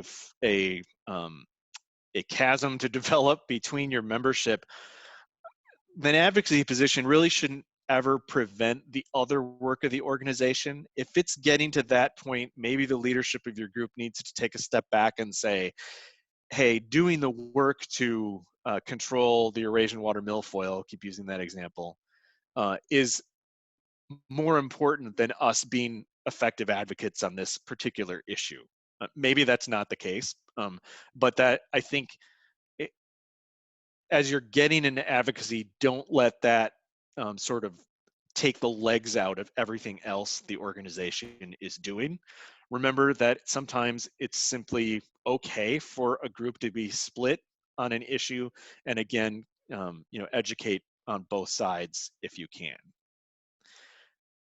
So I'll segue now straight into the messaging piece and then take some questions at the end of this, because I'll go through this pretty quickly. Once you've decided that you are going to advocate on something, to advocate effectively, you have to be able to communicate the point effectively. And so that's where communications comes in. And I think of this as really a sort of a 7-point process that's really all about fundamentals. So before you begin your even writing or speaking about anything, you have to think about what the message is and have a sense of what your fundamentals are. So I'll skip over all the neat pieces of this. So I've sort of developed these 7 steps. I call it to messaging heaven. It's a Miles Davis reference if there are any jazz fans in the group, but that's not really important. And I'll just bring them all up really quickly. And I'm going to spend most of the time, the short time that we're going to be talking about this, with step number 1. And that's called framing the message. So what I mean by that is, before you write any copy for a press release to send to a newspaper, or try to schedule radio interviews, or write the presentation that you're going to give to the public informational session that your organization has scheduled, or testimony for your hearing, you really want to define what the basic issue is that you're talking about, what the raw facts are, before you start to spin it at all. And that's really important, I think, because what it does is it sort of sets up consistency in what the basic of the message is, and then allows you to craft actual language for whatever audience you eventually end up talking to. It's really something that you're doing internally. So none of these steps actually are meant to literally be taken in numerical order. We do them they're all jumbled up when you actually get in the process of creating the actual communications. And they work just as well for individuals as they do for organizations. But if you think about it this way, as an organization, it maybe helps you get that consistency of message. What it also does, by having this sort of like root level, just the facts statement, and maybe a very unmuted opinion, if you want to call it that, is that it keeps you from reacting immediately to an issue, because sometimes it's important to find out more info about that issue. By doing this framing the message step, it gives you a chance to sort of reflect and say, okay, how much do we know about this? What information don't we have? What kinds of pieces of information would be important to put this into context? So let's say that there's an important wetland that is connected to your lake, and you hear that there have been some permits that have been given that will allow that wetland to be filled, some exemptions or something like that. And it's something that you're concerned about. And you've kind of, you can stop and ask yourself, okay, how much do I know about this? Is this a rumor? Do I have good sources that are really telling me exactly what's happening? Because sometimes the truth, what actually is happening, what you find out a few days later, can be radically different from what you originally thought it was going to be. And that kind of changes your message. Sometimes you don't have time to do that. Sometimes the communication needs to go out so quickly that you don't have time to do a lot. But at least even then, where you've thought a little bit about where your gaps are, rather than just sort of spewing anger right immediately. So know your knowledge gaps, formulate the points you need to know to get them across. And then the rest of it all just kind of falls into place, I think. So you can ask yourself questions like, why are we doing this? What do you want to do with this communication? That's going to affect the kind of language you use if it's advocating a particular policy versus just getting information out about something. Are you looking for citizens or members to begin actively advocating, or do you just want a better informed audience to come out of it? Or if there's a marketing piece to it, are you looking to maybe stir contributions to your group? Communications can do all three of these sorts of things. Then you want to work on who your audience is. Or, are you going to the public? Are you going to government officials? Are you going to members? The communication is going to be different in each of those sorts of instances. If it's the public, it probably needs to be of a pretty basic. You can't assume that people have a lot of knowledge of an issue. Same may be true with the government, depending on which official you're talking to. If you're talking to a legislator, legislators deal with a whole lot of different issues, and they may not have a background in the kind of issue that you're talking about, whatever it might be, an aquatic invasive species or something like that. So you need to sort of tailor your message to the audience that you're talking to. Members, on the other hand, may already know some of the jargon and be familiar with the the local idioms that you're using, so you can talk to them differently. So communications, most of the time, well, there's always some sort of media that you're using to communicate your message. It might be your mouth. You might just be talking to someone, but that's, in a sense, a form of media. But you might actually be using the media in the way that we often think of that term. So newspaper, radio, TV, something like that. And it's important, if you're going that route, that you remember that different sorts of medias react to different sorts of messages. So if you're trying to get your issue out, on a statewide radio talk show, the press release that you give or the information you give to the radio reporter might be pretty basic, enough to sort of whet their appetite that they want to find out more. Doesn't have to be written in a way that is going to be directly presented. But if you're talking to your local paper, I know in the case, I live in Sun Prairie, in the case for our paper, the Sun Prairie Star, if we want to get an article in the paper about something, the best thing to do is probably to just write that article. And if they want to go back and edit it or change it, they will. But oftentimes with local papers, you can just get a article in exactly how you want it. So you might want to spend more time on doing that. Through all of this, remember to sort of balance your needs with what you can do and what you can't do. There's different levels of capacity that everybody's going to have to craft different levels of messages. I'm not saying that you have to do all of these different kinds of messaging in every instance. But an important thing, if you can do, just like getting to know legislators before you start talking to them, is get to know your media contacts. So know the people who write stories, who might want to write stories about water issues in your local newspapers or local radio stations or things like that. You'll have a much better luck pitching a story to someone that knows you and has developed some level of trust, that you're not just some person that doesn't know what they're talking about, if you've built those kind of contacts. Timing the message is, of course, important. You know, if you're getting the message if you're trying to get something on TV, the TV stations they respond to things immediately. They don't respond to things over a long period of time. So even if you schedule something out a week in advance, be prepared that it may not actually happen because there might be a fire that the station needs to cover. Conversely, if it's a talk show on radio that you're trying to get on, they may schedule out quite far in advance. And of course, an important question is, how immediate is the need to get that message out? And then there are a bunch of different ways that you can put the message out, from everything from press releases to personal phone calls. I think that's all probably pretty self-explanatory. Press conferences, people ask about those. They can be a great thing if you know that you're going to have media present and you know you have a good presentation. But again, things catch on fire.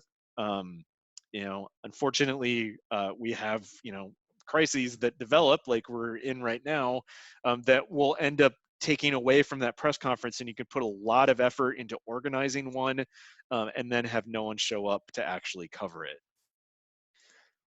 Once you've done all of those things, you're thought about through all of those questions, then you're probably ready to really go ahead and write the communications piece, or think about how you're going to say it.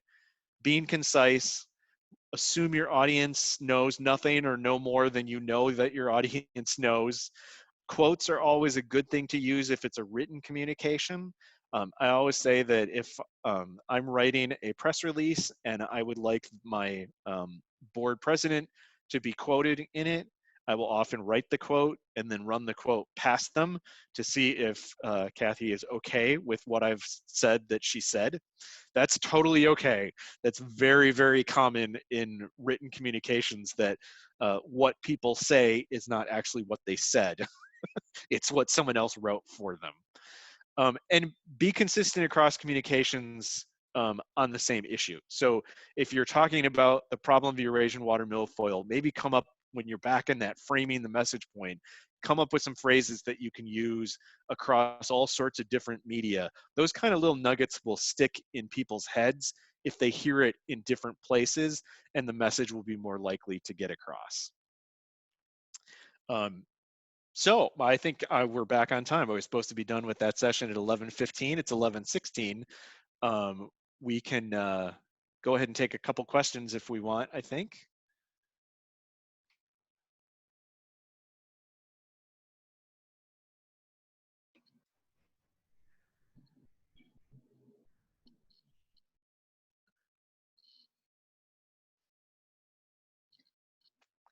So we had an earlier question, it looks like, based on, can a citizen group under a lakes district who is funded by them request donations from the public to educate the public? I think we did cover that. Allison, if you want to weigh in, if you've got a thought on that, since you had looked at the question earlier than I did, I think. No, I was just double checking the questions. Karen, this was from you, and maybe it's just checking, do you feel we answered that? I just was going through questions, making sure we covered everything. I kind of do, but I'm not sure. Can we get money from other places, or do we have to just get it from our district? So I guess it depends probably on how.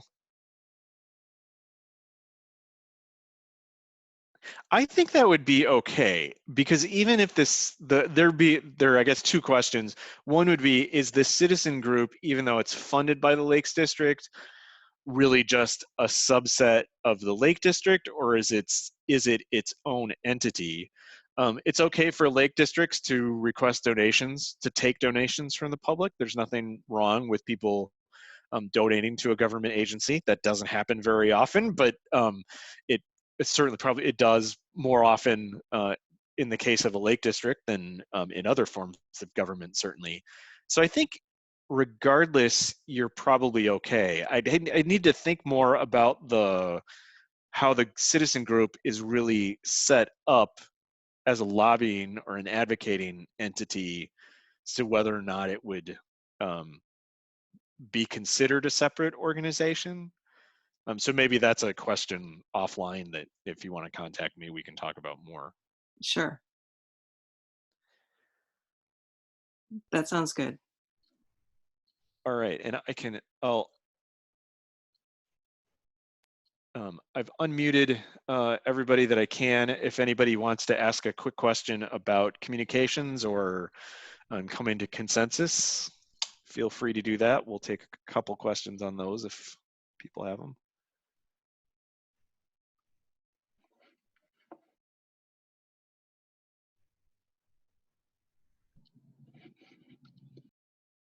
Okay, I think then, let me mute everybody back up. That didn't work. And then we can move on. Allison's, except I muted Allison now. And I went There to you unmute go. myself and mute myself again. Oh, technology. Yeah. We're all gonna get the hang of this I eventually. can't believe we've done this well so far. Don't jinx it, Mike. All right. Well, thanks for hanging in with us. We also, know this is a long time to all be together virtually, so thank you for hanging in. We're on the home stretch here. We have just a couple topics here. I'm going to talk about successful advocacy. So, we've gone through understanding kind of the government process and what you can and can't do as a nonprofit, how your organization makes decisions of whether or not to be advocates. Mike just nicely covered, knowing what your message is. So now you're all ready to sit down with your elected official and talk to them about your issue. So I have a couple just quick slides, and then we're going to show a series of 3 videos. We're going to show them all back to back. Mike's going to help us with that. And there are just a couple of minutes each that walk through this process. Riverline's had a chance last year to sit down with Representatives Mersaw and Shanklin and ask them how, as elected officials, do they like their constituents and the public to reach out to them? What's most effective? So let me roll into just a couple quick high points here. And there is a handout that will be in that Google Drive document or folder we mentioned earlier that covers all of this.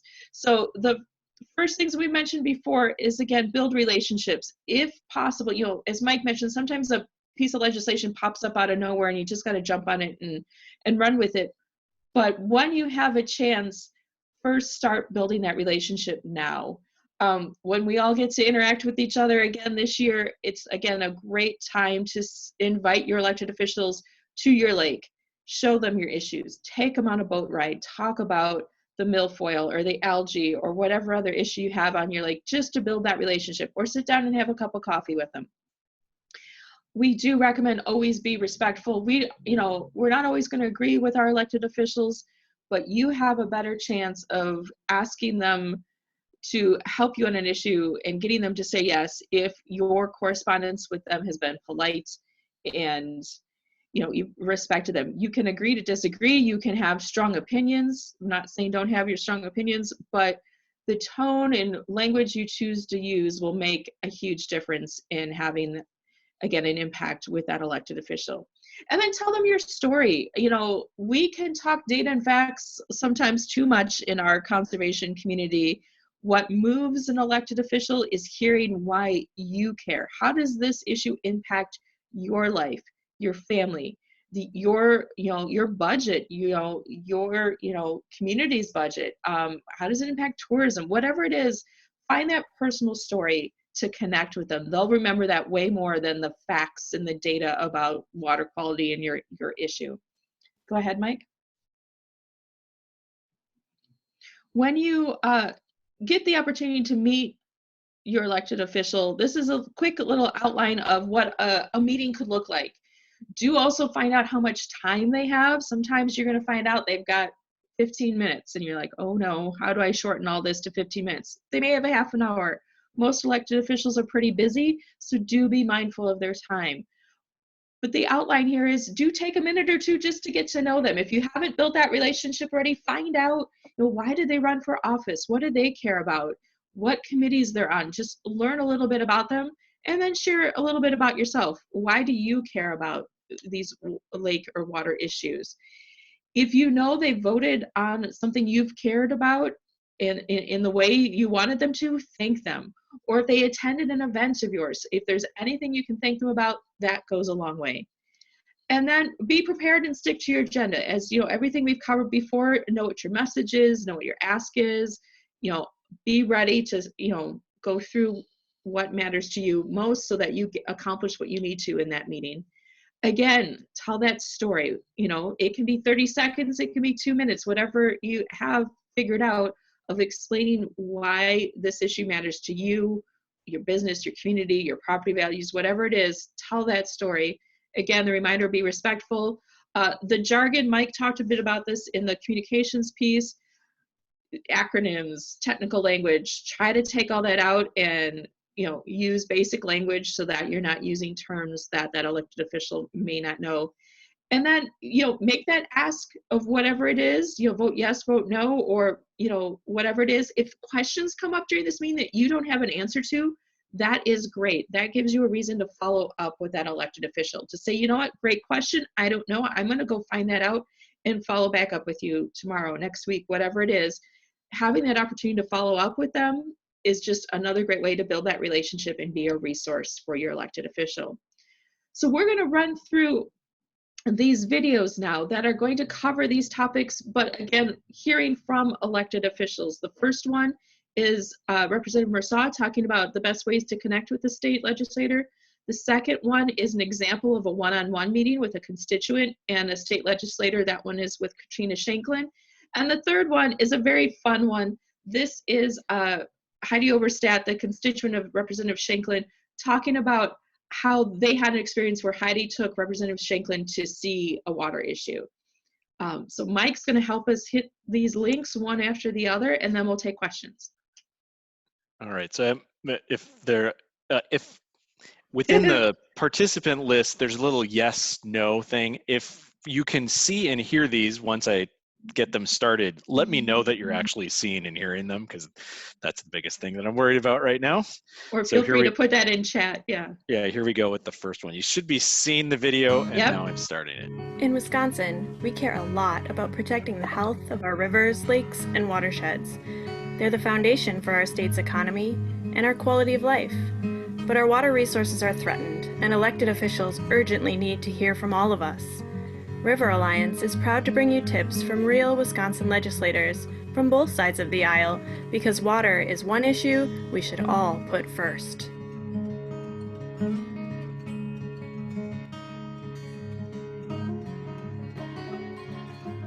When it comes to water issues, we have a back 40 mine that's coming in Michigan, which is not in Wisconsin, but it's connected to one of our boundary waters, Menominee River. And I have constituents and myself that are very concerned about the outcome of that facility if it goes forward. So water is, I think, to me, it's worth more than gold.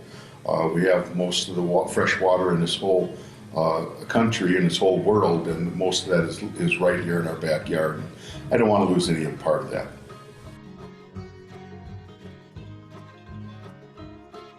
If you want to talk to a legislator, we're only a phone call away. So, a phone call, sometimes you may get staff, but if you really want to talk to the legislator and say, I'd really like to have Jeff give me a call, then my staff will give me the number, I will give you a call, and we can talk, whatever issue you have over the phone. So it's something that I try to make myself available for whatever, to meet people's needs and try to help them out with whatever situation they have. Obviously, there's many times that we're not available. We either be up on the floor, in session or in committee meetings. I would say an integral part of a legislator is your staff, and work very closely together, where I consider us more of a team rather than a staff and a legislator. So it's when the voice is heard, or your voice is heard through our staff, it comes to all of us.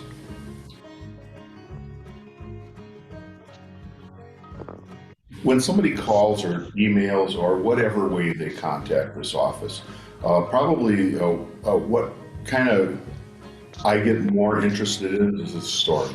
If somebody has a story, sometimes they bring tears to your eyes. It may be something that's a hardship. A lot of times, legislation that we get comes from a half a paragraph, or even a sentence that somebody may write to you and say, I'm having trouble with this. So we'll look into it and say, that's something that actually we know that should be changed because it makes sense to change it. What is probably the least likely way that I will, take a lot of interest in something is a form postcard. But, a personal story or something handwritten goes a lot farther with me than just a postcard or a letter that is something made up that somebody, copied and you put your name on and send.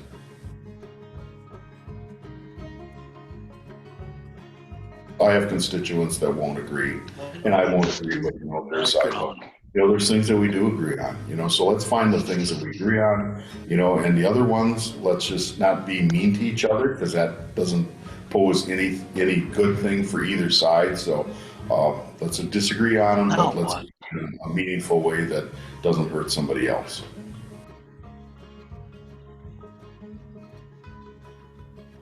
With technology now, we send out an e-update every week. Those are something that you can go on to. I think every legislator has a web page.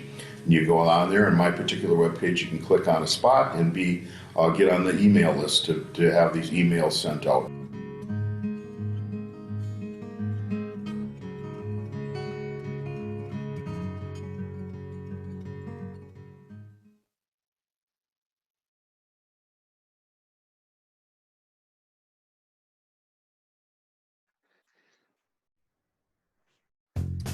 River Alliance is proud to bring you tips from real Wisconsin legislators from both sides of the aisle, because water is one issue we should all put first. Hi, I'm State Representative Katrina Shinkland, and I represent Portage County in the Wisconsin State Assembly, District 71. I am so happy to talk about why I want to hear from my constituents.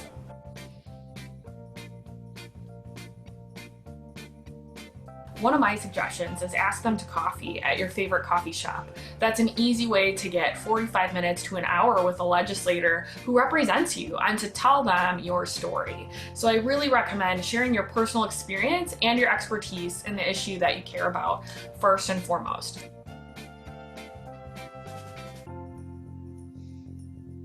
Hi, I'm Heidi Overstat. I live in Stevens Point. I'm an exhausted mama to Teddy. I'm a runner, I'm a fly angler, I'm a photographer, I'm a communication professional, and I really, really am very passionate about water.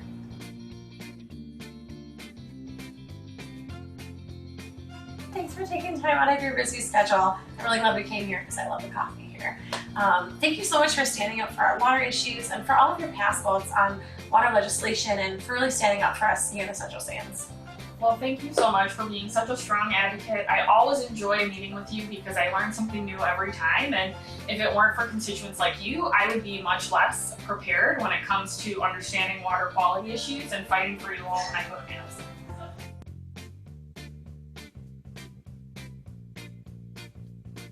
So you know that I really care about water. And the first reason that I care about water is because I love fly fishing. I love spending time on our streams. I love looking for the gorgeous trout, and brook trout are my favorite because of the pink polka dots, but also because they're native here and they're wild, and I just think they're gorgeous. And once I discovered that they sort of act as the canary in the coal mine for stream health, it really became more about the fishing, more than just fishing. It became about stream health. And once I had my son, it became even more important because I have so many good memories and special times on the Tomorrow River. And I want Teddy to have the same experiences as he grows up. But if we don't keep a really close eye on water quality and water quantity here, we're gonna have problems. And I'm not gonna be able to take Teddy to my secret fishing spots. And that would kill me. So that's really why I'm fighting for water now. Even though it started with fishing, it's now about way more than that.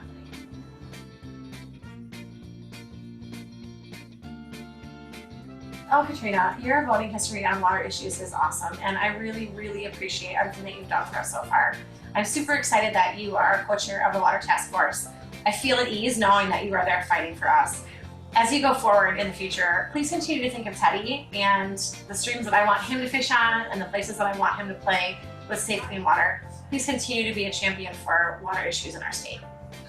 I really appreciate your constant advocacy. Thank you so much for mentioning the task force. I'm really excited that we'll be traveling around the state and hearing from citizens directly affected by nitrate contamination, lead contamination, arsenic, E. coli, and I have to say, I don't think that task force would have been created without the advocacy of people like you who've been talking about water quality for years, and finally the legislature has listened. So it really shows that persistent pressure and meetings and advocacy do pay off over time. So thank you for making that happen, and I'm excited to continue working with you. Oh, you're so welcome. This is so cool.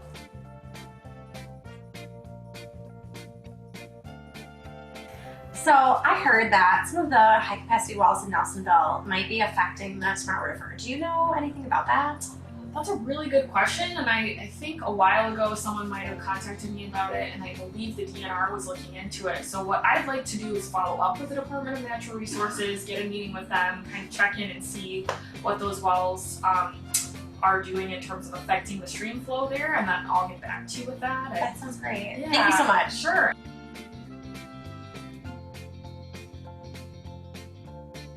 Hello, Katrina. Thank you so much for taking care of our water resources for Teddy and future generations. Teddy, you want to say thank you to Katrina?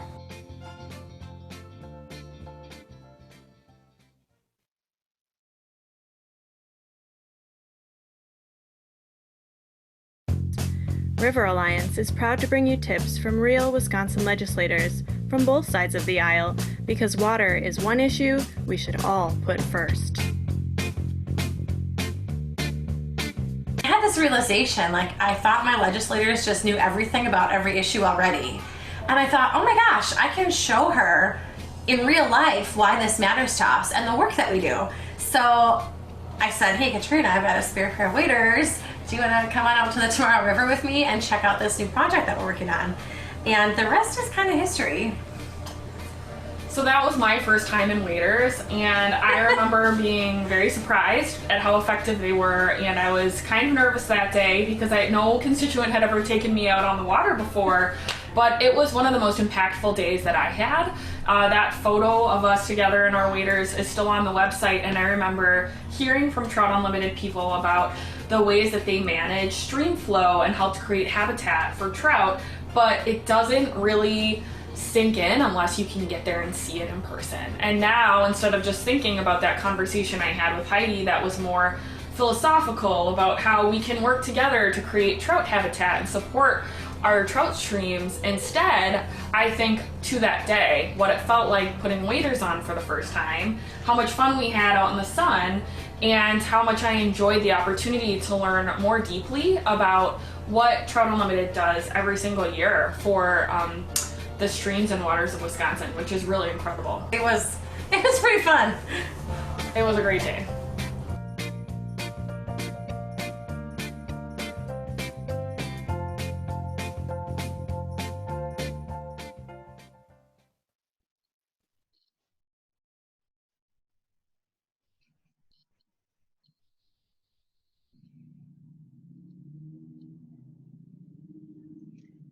Thank you for managing those videos, Mike. You bet. I'm really glad that worked. Me too. Me too. So we're gonna, we have just one last section left in a minute, but we want to take a couple minutes to see if you have any questions about that successful advocacy section about, you know, again, building that relationship and having a meeting with your elected official. So again, either feel free to type into the chat, or Mike can also unmute everybody if you have any questions on that section. You should pretty much all be unmuted now, so go ahead and ask.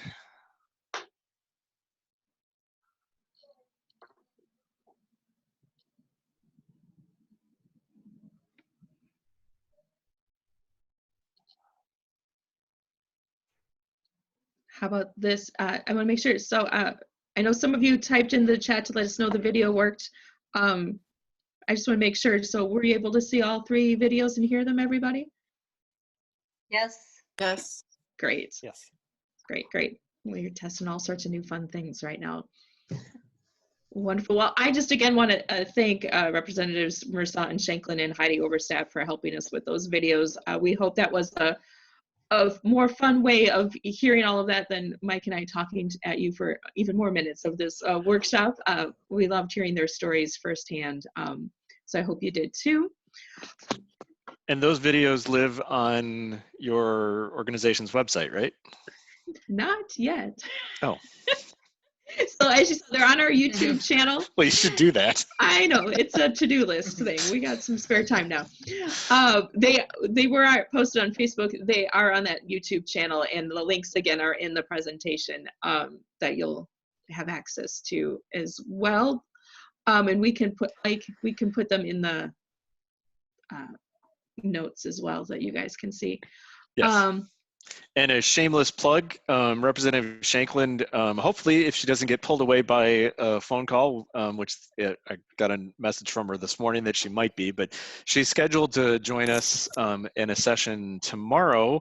I'll be doing an update on water-related legislation, and the second part of that will be Representative Shanklin, who is the vice chair of the Speaker's Water Quality Task Force, and Todd Ames, the Assistant Deputy Secretary at DNR, will be reflecting on the last year of water quality related legislation and kind of looking forward at what might be happening, and they'll be taking questions as well. So please join us for that if you've registered for the rest of the convention. Excellent. Well, the last section before we wrap up is a brief one, but one we wanted to add because of it being an election year. Okay, Allison, can I stop you for a second? Sure. You do have a question in the chat. Oh, sorry. Do you find it helpful to have an agency representative help present issues to a legislative contact or not? Interesting question, Bob. This varies. Mike, you can chime in after I do my best attempt here.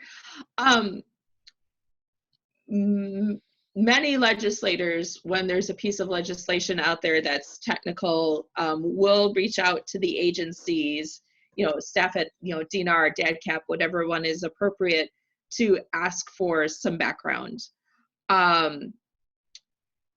So sometimes that can be helpful, and the varied, my pause in saying varied is it really is case by case for legislators. Some legislators welcome that, some not so much.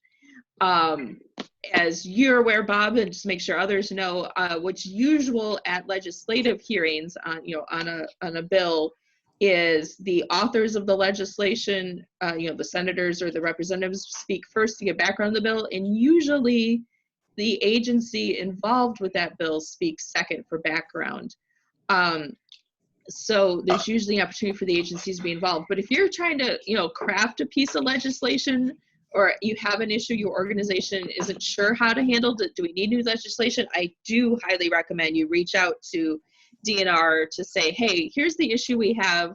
We think we might need legislation about it. We're not sure, because the agency is going to be able to provide you a lot of background on here's how the current law works, and yet maybe we agree with you that something needs to change, or maybe it's just implementing the law in a different way, or understanding how the law could be implemented. So I would recommend reaching out to the DNR or again, whatever appropriate agency before going to a legislator with an issue, because then you may have additional background information that would help you. Mike, anything to add there? The only thing I'd add is that sometimes you can use those kind of relationships strategically. So it might be that it's not it wouldn't be helpful to go together. But if the lawmaker gets this information from two sources, both from the agency and starts hearing the same things from constituents, you can sometimes strategically say, okay, we're gonna almost triangulate our message and get it across that way. That even can work at the local level, I think. So if you are a citizen and you have been talking to someone in your land and water conservation department at the county level, and you both are in agreement this is something that needs to be happen, and the county conservation staff feels that they have the ability to talk about that sort of issue with a county board official or something like that, you know, the two of you coming in at different times might be more effective than coming in at the same time. That's a good example of where the message from the county staff person is probably pitched in a completely different way than the, you know, more advocate route of the citizen, but the kind of underlying message is the same, if that makes sense. Thanks, Mike. And I think we have everybody muted now, so if we can move on to the next. Will do. So again, we wanted to just cover briefly here at the end some things about what to do in an election year, because we get this question a lot. And there will be some resources, again, some handouts in that Google folder that we'll share with you shortly. So first slide here, just want to make a couple things clear what you can and can't do. So as a nonprofit organization, as a 501c3, we are not allowed to endorse any candidate for any office. School board, town board, county board, state legislature, doesn't matter. Absolutely zero endorsements. This includes implied. So if, you know, the example here I pulled from the resource you'll see is from a group called the Alliance for Justice, and they have a Boulder Advocacy sub group of their organization. They're a bunch of lawyers who put out great materials on this. And so their examples are, you know, you may see some groups out there who want to say things like, hey, we wish we could see more women in office or more Latinos get elected. And if there's a specific race going on where it's a person in that category and someone who's obviously not, that's implying an endorsement. So for us, that could be something like, you know, supporting water candidates or candidates who, you know, support, you know, the shoreline zoning kind of protections you all are looking for. That can start to imply who you're picking even without naming the candidates. So we've got to be very careful there. The reverse is you can encourage people to vote. So doing a get out the vote campaign, absolutely allowed by nonprofit organizations. Again, it's got to be just simple, general, that everyone should vote, and here's, you know, information of how to access that ability to vote. You can also continue to provide general education about your issues. So issues you've cared about and have been messaging on for years, you can continue to talk about in an election year. Again, you just have to be careful that nothing you're saying in those communications starts to imply who your organization may or may not endorse. Mike, go ahead to the next one, please. So I'm going to get a little more details on things you can do. So it's not that you can't talk to candidates, you just have to be careful about how you do that. So if there's, you know, again, an issue your group's worked on for a long time that you want to make sure candidates know about, great. You need to educate all candidates equally. So if you're going to print, you know, do a one-pager on a topic, all candidates involved get that information. You may see from other organizations, you can prepare a candidate questionnaire and voter guides. Again, that candidate questionnaire has to go to all candidates. You may not hear back from all of them, but you have to make sure all the questions went to all the candidates and they are identical. How you report back those responses is something that you also have to be very careful about your messaging there. You can also sponsor candidate debates. Again, all political parties, all candidates must be invited and asked the same questions. One other thing that I thought was important is sometimes what happens is candidates are out there and they end up talking about an issue that is within our mission, things we care about, and maybe they've misstated something. You are allowed to do, say, a press release or a statement out to the public to say, hey, we've heard this issue come up in a recent, you know, say public forum, a candidate forum. We want to just put out there a clarification about that issue. You'll note here it says you can clarify the issue, not who said it. So you can't say, you know, candidate Joe Smith said this and here's why it's wrong. You need to be more general of this issue was brought up recently. We want to correct, you know, the record on this. Go ahead, Mike. So these are the references I've mentioned. There's a lot of details that go with this. So this link to Boulder Advocacy is where you'll find a resource library, and that's the direct link to it from, again, Alliance for Justice and their Boulder Advocacy program. I put several of these resources in the Google folder. They have a lot of resources that get way deep into these issues. So my recommendation is if your group is considering, say, hosting a candidate forum, go to their website. They have a specific document just on candidate forums. If you're looking to do a questionnaire, they have one specific to, you know, candidate questionnaires. That way you can read their legal guidance on those issues.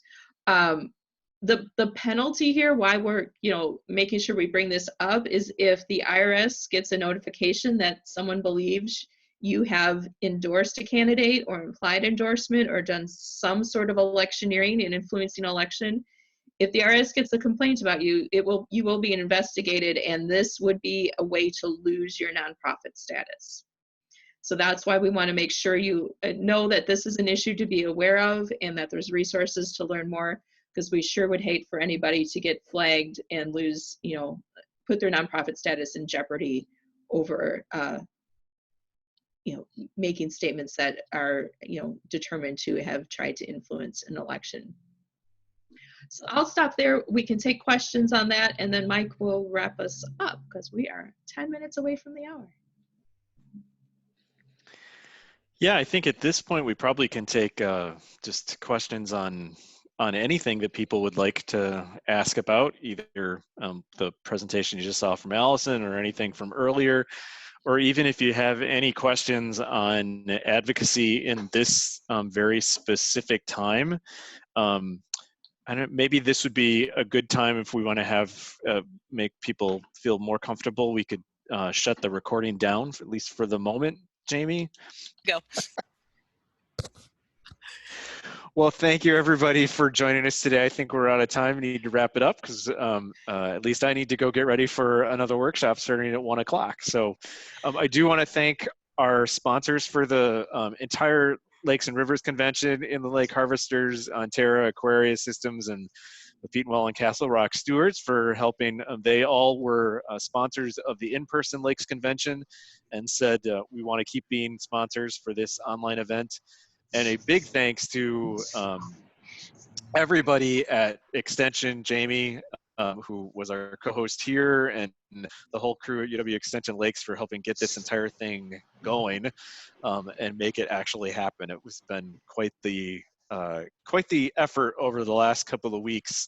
We have over 80 presenters over the next 3 days doing stuff. And if you haven't registered for Thursday and Friday and are interested, if you can still do so. It's $10 a day, and there's some really great stuff.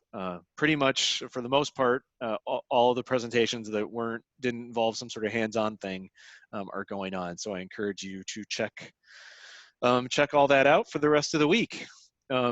And if you have anything, if Allison or I can help out at all with any sorts of problems, you can get our contact information, which is right there.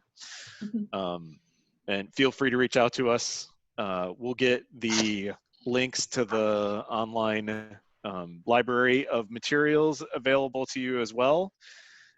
And happy advocating and stay safe, everybody.